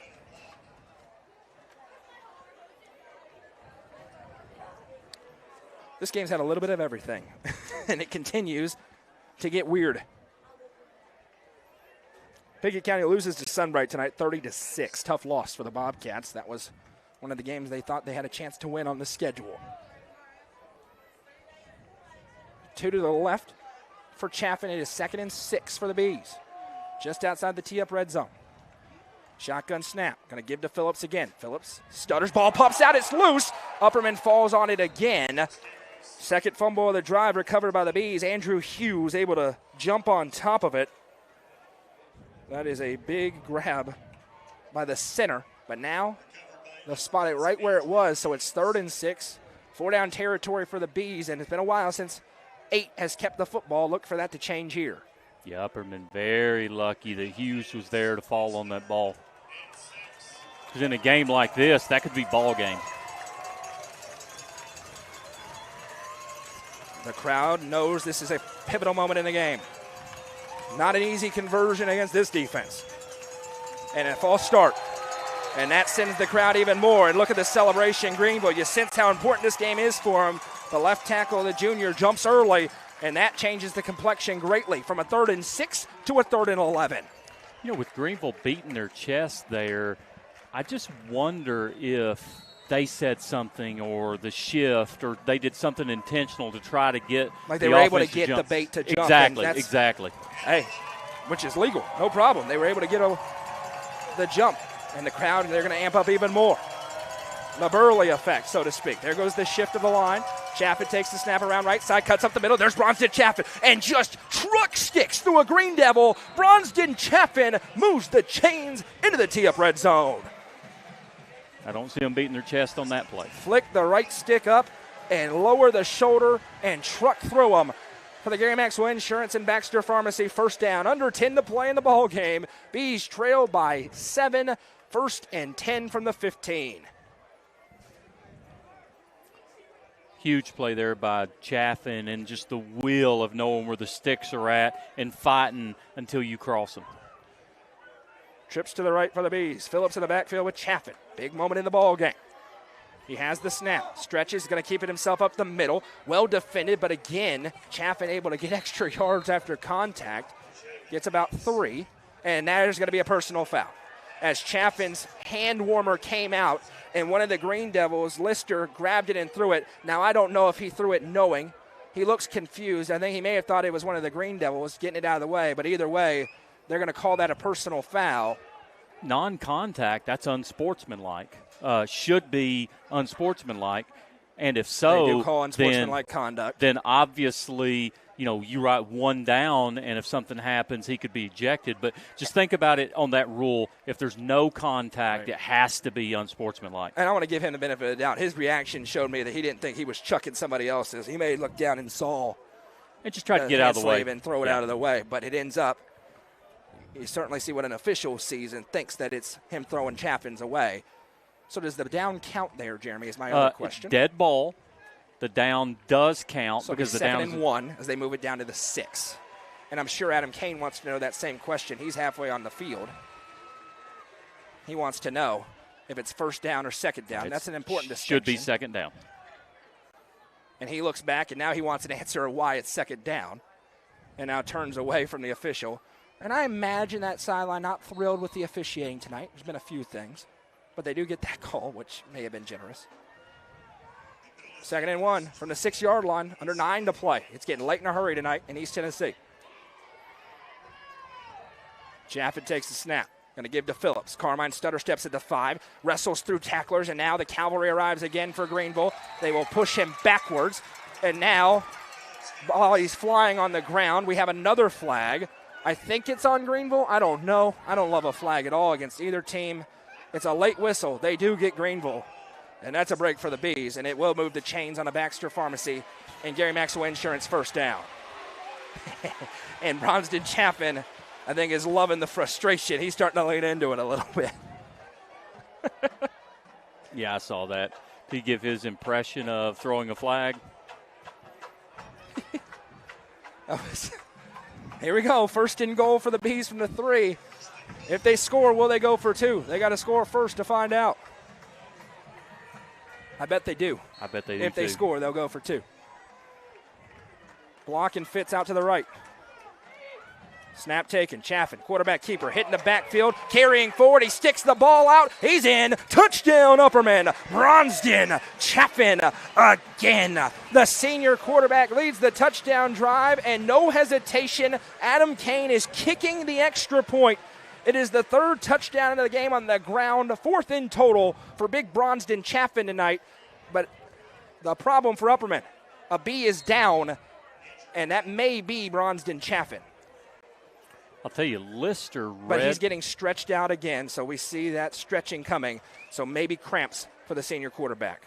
I was going to say, Lister read that play as good as you possibly can and makes the contact on Chaffin, and Chaffin is just a bull in a china shop sitting here getting into the end zone. So Bronston Chaffin getting his right leg stretched out by the trainer for Upperman, and no hesitation for Adam Kane. He's going to kick this. It's been up and down in the kicking game tonight.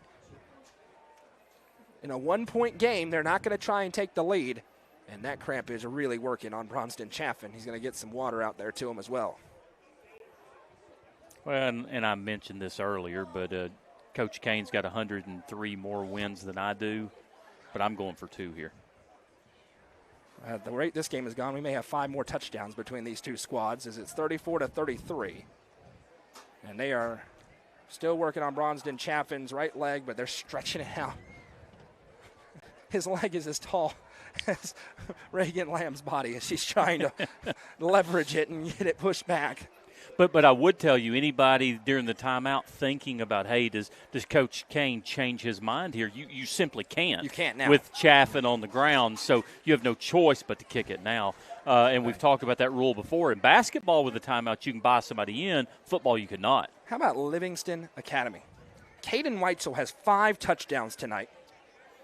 And Livingston leads 32-3 over Warren County with 4 minutes to go in the 3rd quarter. Now, you may say anything about Warren County. DeKalb County beat Warren County by 3 last week. Absolutely. There is some real momentum for Livingston Academy right now. If I'm Caleb Qualls, I am considering retirement, and I would go down as the percentage winner all-time in Livingston history at 2-0. Good for him. Still getting stretched out right now. He's sitting right on the goal line. He just scored his 4th total touchdown of the game. Now, if he is, and he is clearly cramping, that could play a factor moving forward as they want to keep it in his hands if they're able to get the football back. And a pivotal extra point coming here for the young freshman kicker, Will Shea. And Bronston is now hopping off the field on his left leg, and he'll have time to get it. He doesn't play defense, so they'll work on it there. Huge moment here for this young kicker. Gunner block to hold. One was a high snap, one was missed. Then he put one through from 30 yards after a penalty on what was a 2-point conversion attempt.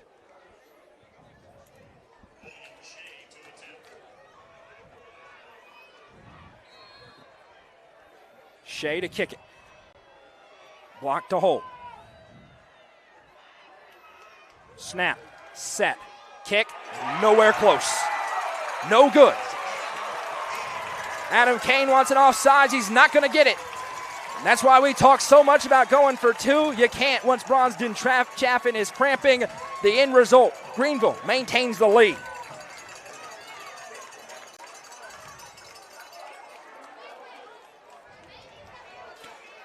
Tell you, Coach Kane may have an argument here. I felt like that they moved really quick on that and was able to create some issues there, but they don't get the call. It is what it is. You're down one, and I would be more concerned right now of how I'm going to stop this running attack from Greenville, because they have absolutely – and listen, Upperman's put it on Greenville too. Let's not make no mistake about it.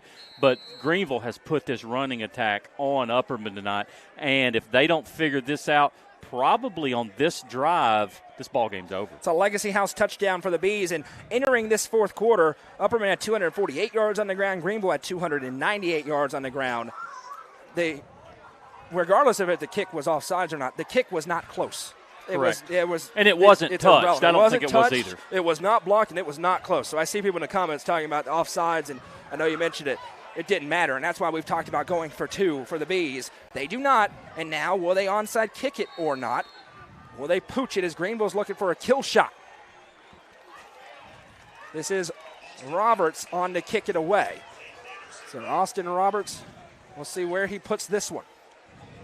Special teams has been an absolute advantage to Greenville tonight. Roberts is going to onside kick it. It's not very deep. It's trickling, though. Fitz going to fall on it. Does he have it? He does! Elijah Fitz watches, waits, falls on it. Upperman football with 8:19 to go. What I don't quite understand there, kind of like a punt, it seemed like Greenville was getting away from the football like you would with a punt, and I can't wrap my head around why they're actually running away from the football instead of going to the football. Another key B, though, cramping. Now it's Gunner block on the left side. And you're right, I actually thought they could have scooped it and maybe scored. It was just trickling, and Fitz was walking with it. He fell on top of it. Upperman gets it. It'll be 1st and 10 on the 49 as Gunner block is stretched out. And a game with tons of twists and turns has another one. Just as I say, the special teams has been lopsided. Upperman gets an onside kick. And you almost equate that to a turnover, because at minimum Greenville can fall on that football. And yep. The kicker did not get as much oomph, can I use that word? Sure. As much oomph behind that ball as he wanted to, and literally, as you mentioned, it just trickled, and they run away from the football. It blows my mind. Score update on the Turner Roofing scoreboard, a 6th touchdown for Caden Weitzel. He has over 300 all-purpose yards, and Livingston is running clocking Warren County tonight, 38-3. I apologize, Hogeye Country. I picked Warren County. It's a very bad pick. It's on me. I accept responsibility. I'm sure you'll be very nice to me in our comment section. 8:19 to go. Hey, listen, Greenville still with the lead. Upperman now has the cramp bug and a half. Chaffin has cramps. Block still being stretched out with cramps. Phillips has had cramps. Is Upperman about to come in here and steal this football game? We're about to find out. We've got about 8 minutes and 19 seconds to figure it out. And we kind of talked about this at halftime as we have an opportunity. Listen, everyone understands Alcoa is now in this class. These are two really, really good football teams going at it tonight. And it's a shame that somebody's going to have to lose, but somebody is. As Gunner block now, it's his left leg hobbling off the field. Listen, I've always heard the comment, if you lose, sometimes you learn. And whoever walks away from this on the wrong side of this scoreboard learns a lot about their football team tonight and will be prepared as this season goes down the road. This is why you schedule this football game, for these moments right here. as Bronston Chaffin leads his troops out. He'll have Carmine Phillips with him. Fitz out to the right, Schaefer to the left. From the 49-yard line of Greenville, Chaffin takes a snap, gives to Phillips. Phillips gets in between the tackles and jumps forward. Gain of just a couple, right into the teeth of that Greenville front. It'll be 2nd and 8. And Upperman wants to go classic and drain the daylights out of this game clock on this drive. And you can kind of see some of the bees bouncing. Jude Fitzpatrick, he's trying to stay fresh. All that is try to avoid the cramps that are hitting everybody on that sideline. This just feels like an Upperman closing of a game. We're about to find out. Greenville trying to avoid it. They lead by 1. 7:40 to go in the 4th.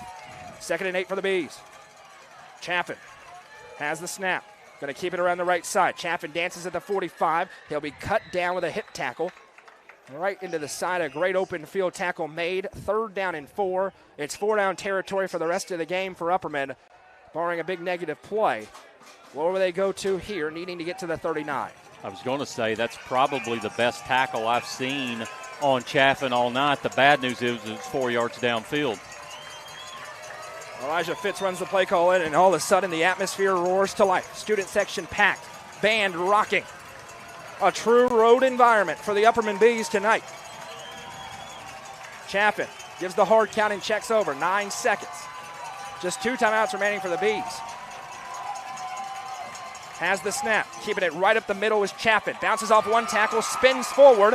He did not get there, but it's 4th and a yard. And this is deja vu to the semifinals. Same spot on the field, slightly different situation. That was to ice it. This is to give the Bees a chance. 4th and a yard from the 40-yard line. And we're going to look, what you see here a lot from Upperman is the clap of the quarterback, Chaffin clapping, trying to draw somebody off sides. Don't be surprised if they go on 2 or on 3. On that play, they ran quarterback sweep to the right 2 seasons ago. What will they run here? 4th and a yard. Chaffin surveys. Has the snap. Same play. Around the right side. Hit. Now tries to jump forward. The ball is knocked out. It is a fumble. And it's recovered by Greenville. The Green Devils make the stop. And they get the football back on 4th and a yard. A tremendous stop by the Greenville defense. Everybody knew Bronston Chaffin was keeping it. They're able to make the play, and with 5:59 to go, they do get the ball on the 44-yard line. Just great penetration there by the Greenville defensive line. Read the play and was able just to fill all the holes. Chaffin trying his best to reach for the first down, but you got to be careful of that. That's not the end zone. And at that point, though, didn't really matter because the ball was going to be there. It's about 4 extra yards. Bronston trying to make something happen, but Greenville with a great stand, and now they're looking for the dagger. 3 to the right, 1 to the left. They lead by 1, under 6 to play. Snap is taken. Ball going to keep it around left side. Now he fires the quick hitter to Clarity. Hit immediately and ridden down by Schaefer. It's a nice job on the outside by Liam Schaefer, the sophomore, against Taryn Clarity. It'll be a gain of 3, 2nd and 7 for Greenville, who's trying to drain the clock.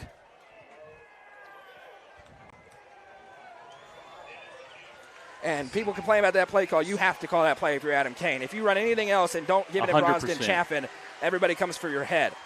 Porath blitzes off the edge. Again, ball keeps it up the middle. He creased it. There he goes to the 35 and down. Rolls over, but he is down as Schaefer able to make the tackle in the open field. A huge run for Caden Ball, and Greenville with all the momentum on their home field trying to finish it as we have another cramping situation, this time one of the offensive linemen for the Green Devils. I believe that's Bishop Merriweather again, and once you have the cramps, you're going to have them the rest of the night. And unfortunately, he's another one that's had the cramps. 5:22 to play. The time will stop, and then they'll run it once they get reset. And again, we've talked about this for about 2 quarters now, but Upperman and Coach Adam Kane have got this is where they have to figure out how to stop that inside run or this ball game's over. And it's that untraditional quarterback run option game that they've run typically you see the read option and you're reading the end and you're going around the edge. Right now they're reading the interior of the line and finding the hole, and Ball has been sensational tonight at pulling it at the right times. And there's a little crease there, and he's not the biggest guy in the world, 6 foot 180, but that may be helpful as he's able to accelerate through those little gaps. You know, the good news for Upperman is you've stopped Zay Anderson. You know, you haven't stopped anybody else. That's what I'm saying. You have stopped what everyone probably feared was your biggest challenge, was some deep passes or the bubbles that get them open into open space. But unfortunately, Greenville has an inside running game, too, that they've abused you with. Merriweather back up onto his feet. Does appear to be cramps. He's walking off the field. We want to thank our presenting sponsor, Mayberry's Furniture, the high school football game of the week. Mayberry's Furniture Labor Day sale right now, this weekend. Go treat yourself. Need a new couch, new bed, new bedroom furniture set, new living room furniture set. Remodel your whole house at Mayberry's Furniture. Everything marked down right now in the store for their Labor Day sale. 5:22 to go in the ball game here as Merriweather walks off the field, and they'll run the clock. 3 to the right, 1 to the left for Ball and company. He's got Dyer with him in the backfield. Now Ball wisely draining the clock. Want to give Upperman no time. They certainly want to score on this drive as well. Bees with just 2 timeouts remaining. Hard count. Snap taken, handoff to Dyer. He's hit as he crosses the line. Physical finish to the run as he gets to the 31-yard line. Gain of 4. It'll be 2nd and 6 as we go under 5 minutes to play in regulation. Tell you, Dyer being 5'8", 165 is one of the most physical running backs I have seen that is small in stature like that. Maddox Bishop got a lot of the carries last week. Drew Dyer only a couple. Dyer came in and really changed the running game for him with his ability to get in between the tackles.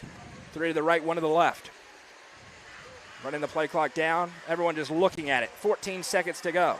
And that's where this 40-second play clock has changed how you handle into-game situations. They'll snap it at 5.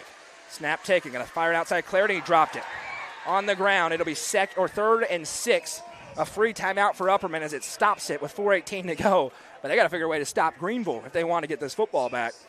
And of course, it's 4-down territory for Greenville here. And if status quo holds true, they've been averaging more than 3 yards a carry. No question. I don't know why you'd ever throw it at this point. 3 to the right, 1 to the left. 4:18 to go. The clock is stopped on the incompletion. Dyer on the left, a Ball. He has the snap. Going to keep it himself up the middle, and he's hit hard, driven backwards. And here we go. 4th down and 3, under 4:10 to go. And this is 4th in the game for the Upperman defense as they trail by 1 on the road. And there's that midline option again, and I'll just tell you, Upperman defended that a little bit better that time. However, they've just not strung 2 or 3 good defensive plays together in a row. Feels like a place that it is. Eddie Spradlin going to run this play clock down to 1 second and burn his first timeout. So they'll get the clock as low as it can be. You're 100% going for it on 4th and 3, and it's the play of the game upcoming here. Final, Macon County 35, Westmoreland 15. So a win for Macon County. The reigning champs get to 2-0 on the season as Coach Spradlin does burn a timeout. 3:28 to go in regulation, 34-33. And now this is where it becomes interesting, that chess match. We've seen them have so much success with those option runs. Last time they had a 4th and 2, they hit that quick hitter outside to Clarity. He was able to convert the first down. Eddie Spradlin has a lot of different places he can go to with all these weapons in this Greenville offense. Absolutely. Got to give a little credit to Justin Matheny. He's the one that texted me and told me that what they're running is called a midline option. And I tried to play it cool, like I knew exactly what it was. He wants credit. So, unfortunately, Mr. Matheny gets credit for knowing that that's the midline option. Score update on the Turner Roofing scoreboard. Stone Memorial has rallied back and is now down 1 against Coalfield, 35-34 after trailing 35-6. Clay County leads Smith County 14-7 with 28 seconds to go. Smith County has the ball at the 42-yard line late in that game. Here we go, 4th and 3 for Greenville. They lead by 1. Certainly a hard count spot, you would imagine, as the Upperman fans try to make noise with their milk jugs. Greenville going to bring it in tight here. 4th and 3. Ball has the snap, keeps it around the right side. Quarterback sweep. He's got the first down to the 20. Caden Ball stretches it around the right and moves the chains on a humongous Greenville first down. And I know Upperman has 2 timeouts left, but I'm telling you, that is close to a dagger. Greenville draining the clock, a little bit of handing them their own medicine. You could tell the chips on the shoulder for Greenville after what happened 2 years ago. They run the quarterback sweep play for the first time this season, and it converts for a first down. Now, one more first down, the game's probably over. And Coach Kane has to start using his timeouts after this play. Dyer in the backfield with ball. Hard count, little movement, we play on. Handoff, Dyer, he's taken down immediately as he crosses the line of scrimmage. Got forward for maybe 2, down to the 19, and Coach Kane going to save his timeout for after this play. They can run it down to just over 2 minutes to go before they snap it. One more first down, Greenville's going to win the football game. Gordonsville beats Watertown tonight on the Turner Roofing scoreboard, 17-6. I'm Noah, that's Jeremy Halley on the sidelines here, live from Greenville in the Upper Cumberland Generators broadcast booth. 3 to the left, 1 to the right for Greenville. If you're Upperman, you're trying to strip the football. Ball takes the snap, going to keep it around the right side. He's hitting the backfield and taken down. Big loss, timeout time for Upperman.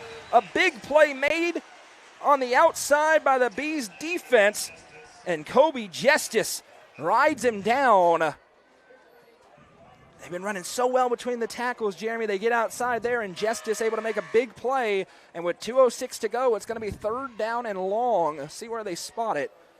Back at the 22, it's going to be 3rd and 11 for Greenville. And I'm with you, Noah. You've been so successful in between the tackles, and it seems like the 2 or 3 mistakes on play calls that Greenville has made, one in the first half, it's when they've kind of got outside of what has got them here. Right. And when they start to run to the outside, it hasn't been as successful, and it just kind of feels like the play's off. It's just different. Regardless of how this game ends, exactly what we expected tonight, in that these are 2 great teams absolutely going to war tonight here in week number 2, both figuring out where they are, where they need to improve. Both teams going to turn on the film on defense and see some things they want to work on offensively. They've both done a lot of really good stuff tonight. Well, I promise you, both of these teams will be fighting in November, and that's what these 2 programs are built for. They're playoff teams. They're going to be regions. Absolutely. They're going to be right at the top of their regions. Both of them.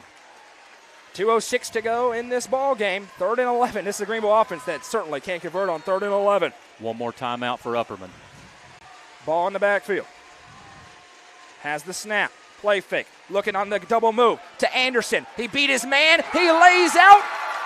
Touchdown, Greenville. Zay Anderson finally gets loose and dives in for 6. And what will Eddie Spradlin do? Can he try and put him down 2 scores, or will he just kick it up by 7 with 2 minutes to go? He has one finger in the air. Zay Anderson, the double move, finally got loose for the Green Devils. Yeah, again, we talked about it about halftime of how Upperman has controlled Anderson, but the kid is just way too good to give that type of move to, and unfortunately that was a nasty when he's wearing orange, I want those touchdowns. Tonight, not as much. That was a nasty double move by Zay Anderson on the outside. And now a big extra point here for Greenville. Snap, set, kick is good. It is a 1-possession game. Upperman needs 6 plus 2 to tie the ball game. With 1 timeout, they've thrown the ball fairly well tonight. However, this Upperman team's just not built to have to throw the ball. And that was a tremendous diving catch for Anderson. We didn't have a great look at it, unfortunately, as you saw, but we see a different angle. He definitely caught the football. Laying out, got a foot down, a knee down. He's going to play defensive back at Tennessee, but that is as good as it gets on the outside. And an interesting decision for Coach Spradlin. He's done that all night. Just kick the extra point, go up by 8, 1-score game, but knowing you put the maximum pressure on your opponent. Yeah, absolutely. And unfortunately for Upperman, they've shown tonight that the big play, we've had a couple of broken plays by Phillips where he gets loose for a 30, 40, 50-yard run, but for the majority of the night, they just haven't been built to move the ball in big chunks down the field. One timeout left for the Bees as they're kicking it on here. Gurley just hit a big extra point. He has boomed it. Certainly want to try and pin Upperman on their own 20 here. They'll try to uncork one into the end zone. What a football game tonight. It's just been tremendous. He jogs up, and there it is, uncorks it. This is returnable. Fitz fields it on the 2, bobbles, and now possesses at the 5. Fitz with a lot of Green Devils looking right at him. Stutter steps past him, though, past the 20, and Fitz gets about 5 extra yards out of it. 1st and 10 Upperman on the 26. They need 8 to tie and try and force overtime, and here comes their senior leader, Bronston Chaffin. He has the keys to the kingdom this year, and they need the best drive of his high school career in this spot here. With 1:53 to go in the 4th, 1 timeout, tall order. Passing game has kind of been centered around the tight end a little bit, so let's see if Colton Johnson gets involved here. I think there's a mismatch. Does have 5 catches in the game. 2 receivers to the left, 1 to the right. 3 receivers set for the Bees. Chaffin has the snap, drops back, steps up in the pocket, eyes downfield, fires, and it's intercepted. Ball game over. Right to the waiting arms of the Greenville defensive back. Kane Ricker, the free safety, picks it off, and the Green Devils are going to get some revenge here tonight. 3 kneel downs, and they get a humongous home victory. And obviously a pass there that Bronston Chaffin forced, and he just didn't get enough juice behind it, wasn't able to get that to Johnson. Good for Greenville. Good for Greenville. Absolutely. Making the play. They seem to make the plays tonight when they needed it, and they're going to earn. Listen, Upperman fought. No doubt. If nothing crazy happens and Greenville ends this game and nothing crazy happens and wins, they've earned a victory against a really good football team. Upperman does have 1 timeout remaining. Greenville not going to kneel it, but they got to cover up the football here in a 41-33 game. Shotgun snap, handoff to Dyer up the middle, and they are ripping at it. Dyer still on his feet, no whistle yet. Finally it comes in. Coach Kane will burn his final timeout with 1:39 to go. So as I do some quick math, first down obviously ends it. The maximum time outside of a turnover Upperman could have it with is 19 seconds. Greenville just wants to kill some time on these plays, drain it out, and celebrate a big home victory.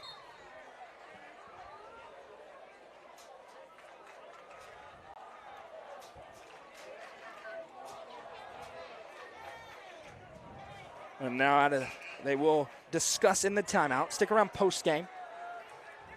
We'll have some discussions about the game, of course, and have the Nelson Trophy and screen printing player of the game. We mentioned Upperman has won 26 consecutive regular season games. They scheduled this one knowing they could lose. They scheduled a couple more knowing they could lose. Tough game coming up on Thursday. They are seeing how they match up tonight, as there is a final on the Turner Roofing scoreboard. Clay County, what a bounce-back win for the Dogs. 14-7. Gave up 49 points a week ago, go into the black hole, and hold Smith County to 7. They win 14-7 tonight. Big win for Clay County. 41-33. 2nd down and 8. And again, Greenville just needs a couple of plays that take 6-7 seconds off the clock, and they will win this one. Upperman desperate to force a turnover. Shotgun snap. Keeping it up the middle. The quarterback ball. He pinballs forward. He's down. It'll be 3rd and 2.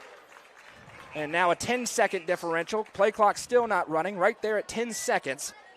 And really, Ball could just run around here for a little bit, put his knee on the ground, and it'll probably be enough to end the game on 3rd and 3.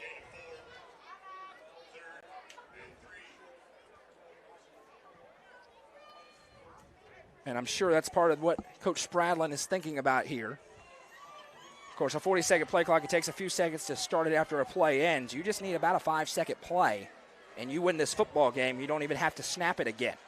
3rd and 3. Ball, the quarterback. Snapped it a little early. Does give off to Dyer. Dyer gets forward. First down. And he's got the first down. They're ripping at the football. No whistle yet. Finally it comes, and Greenville may have to snap it one more time. They will. They could put their knee on the ground. And certainly a monkey off the back of this Green Devils program, as they're going to get the win tonight over Upperman. They will, and like I mentioned just a second ago, Upperman played well. Like you said, there's some things they want to fix on defense, especially on the interior of that defense. But Upperman fought. They're going to be right in the mix in November. Make no mistake about that. Ball puts his knee on the ground, and they will shake hands. That will do it tonight from Burley Stadium. Final score, Greeneville 41, Upperman 33. Typically, two defensive powerhouses. Tonight, it was a shootout, and the homestanding Green Devils come out on top and get to 2-0 on the season. We welcome you into the Real Estate Collective postgame show. Jeremy, the running stats for both teams are going to be unbelievable. Clearly important tonight for Greenville to establish the run, to show they could get in the box and get in that phone booth and fight. They do that tonight. A well-earned, no-asterisk victory tonight for the Green Devils on their home field. Absolutely. Greenville's a good football team. They made the plays when it happened. They ran the football extremely well tonight behind that big offensive line, and a big, good football win against a good Upperman team. This is the Real Estate Collective postgame show. We appreciate the Real Estate Collective for being an all-inclusive sponsor to us here at UCR. It's going to be very interesting. Upperman has to flush this one in a hurry, Jeremy. Thursday night, they welcome in a good Farragut, 6A Farragut team into their home field. First home game at Billy C. Rogers Stadium. A prime spot for a look-ahead game, and knowing they've got Stone Memorial on the other side of that football game, but they got to be ready to go. And you can see how important is this win for Greenville. I think it's clear that loss has weighed on them a little bit, so congratulations to them because they were able to get a critical win tonight. Adam Kane said in the pregame or in the preview series, the 10-0 thing became a little bit of pressure. They don't have that anymore, but what they do have is adversity. Haven't faced a lot of that in this Upperman team the last 2 years. Be curious to see how do they respond to their first regular season loss in over 1,000 days. Yeah, huge. And, you're going to hang your head because there's some things you didn't do as well as you wanted to tonight. But there's also some positive things. Bronston Chaffin looked fantastic. Carmine Phillips looked fantastic. The running game looked fantastic. But they're going to find a few things to fix, but there were a lot of things you can build off of because you did well against an extremely good Greenville football team. As we check the score, Farragut falls to 0-2. They lose to a really good Powell team, 26-21. So it's going to be a hungry Farragut team against a hungry Upperman team. When you look on the other side of this Greenville Green Devils program, of course, we don't cover Greenville every week, but we know we've got Greenville fans tuning in. They get Northview Academy next week, and they hit a stretch where they can have a lot of success. Northview Academy looks to be taking a little step back this year. They're at Seymour, at Sullivan East, and then a big one for them, at Sevier County. You look at their schedule. Last one, any chance in the regular season Greenville has to lose as they hunt an undefeated season will be that game week 6 at Sevier County. For Upperman, mentioned they get Farragut next week. Of course, we'll have the action for you live on the Watson Chevy UCR Media Network. And then they have a big one at Stone Memorial. Then they get Beach at home before traveling to DeKalb County. And then that upstart Livingston Academy team that has rolled to 2 running clock victories to get to 2-0 on the season. One thing was clear as we look at the stats from this football game. Upperman, 40 carries for 297 yards, and they lost because Greenville had 44 carries for 341 yards. Bronston Chaffin, 150 yards on the ground on 26 attempts, but 2 critical interceptions in the football game. Carmine Phillips, 13 carries for 140 yards. Caden Ball, the quarterback, 23 attempts, 127 yards and 3 scores. He was great tonight. Got to be the Nelson Trophy and Screen Printing Player of the game. Yeah, absolutely. I mean, Caden Ball, fantastic. And let's think about it. The clinching play with the dime to Zay Anderson as well. But Caden Ball is the player of the game. You wish you could give it to an Upperman player, but Caden Ball absolutely willed his team to victory, made the plays when it happened. Some crucial first downs with his feet, and then the dime to Anderson in the corner. Big play, big game by Caden Ball. 3 hours from now, we'll have the Real Estate Collective Friday Night End Zone show. Is the sun going to be up? Maybe. We're going to have it, though. We remind you to keep your eyes. Other games happening live. FRA Cookville, a great football game happening right now. That's live on UCR4. Go check out the fourth quarter with Jacob and Coach Shanks. Join us next Thursday night for Upperman football presented by Gentry's Power Equipment as they welcome in the Farragut Admirals. And then Friday, the big rivalry in the UC. Cookville, Sparta, presented by Mayberry's Furniture. live at the main UCR Facebook page, YouTube channel, and the Hub Plus Roku app. We appreciate all of you for joining us here for what was a great game, as good as advertised tonight at Burley Stadium. Your final score tonight, Greeneville 41, Upperman 33. I'm Noah McKay for Jeremy Tollison, Hallie Gunlock, and Madison McKay here in the Upper Cumberland Generators broadcast booth. We say so long from Greenville.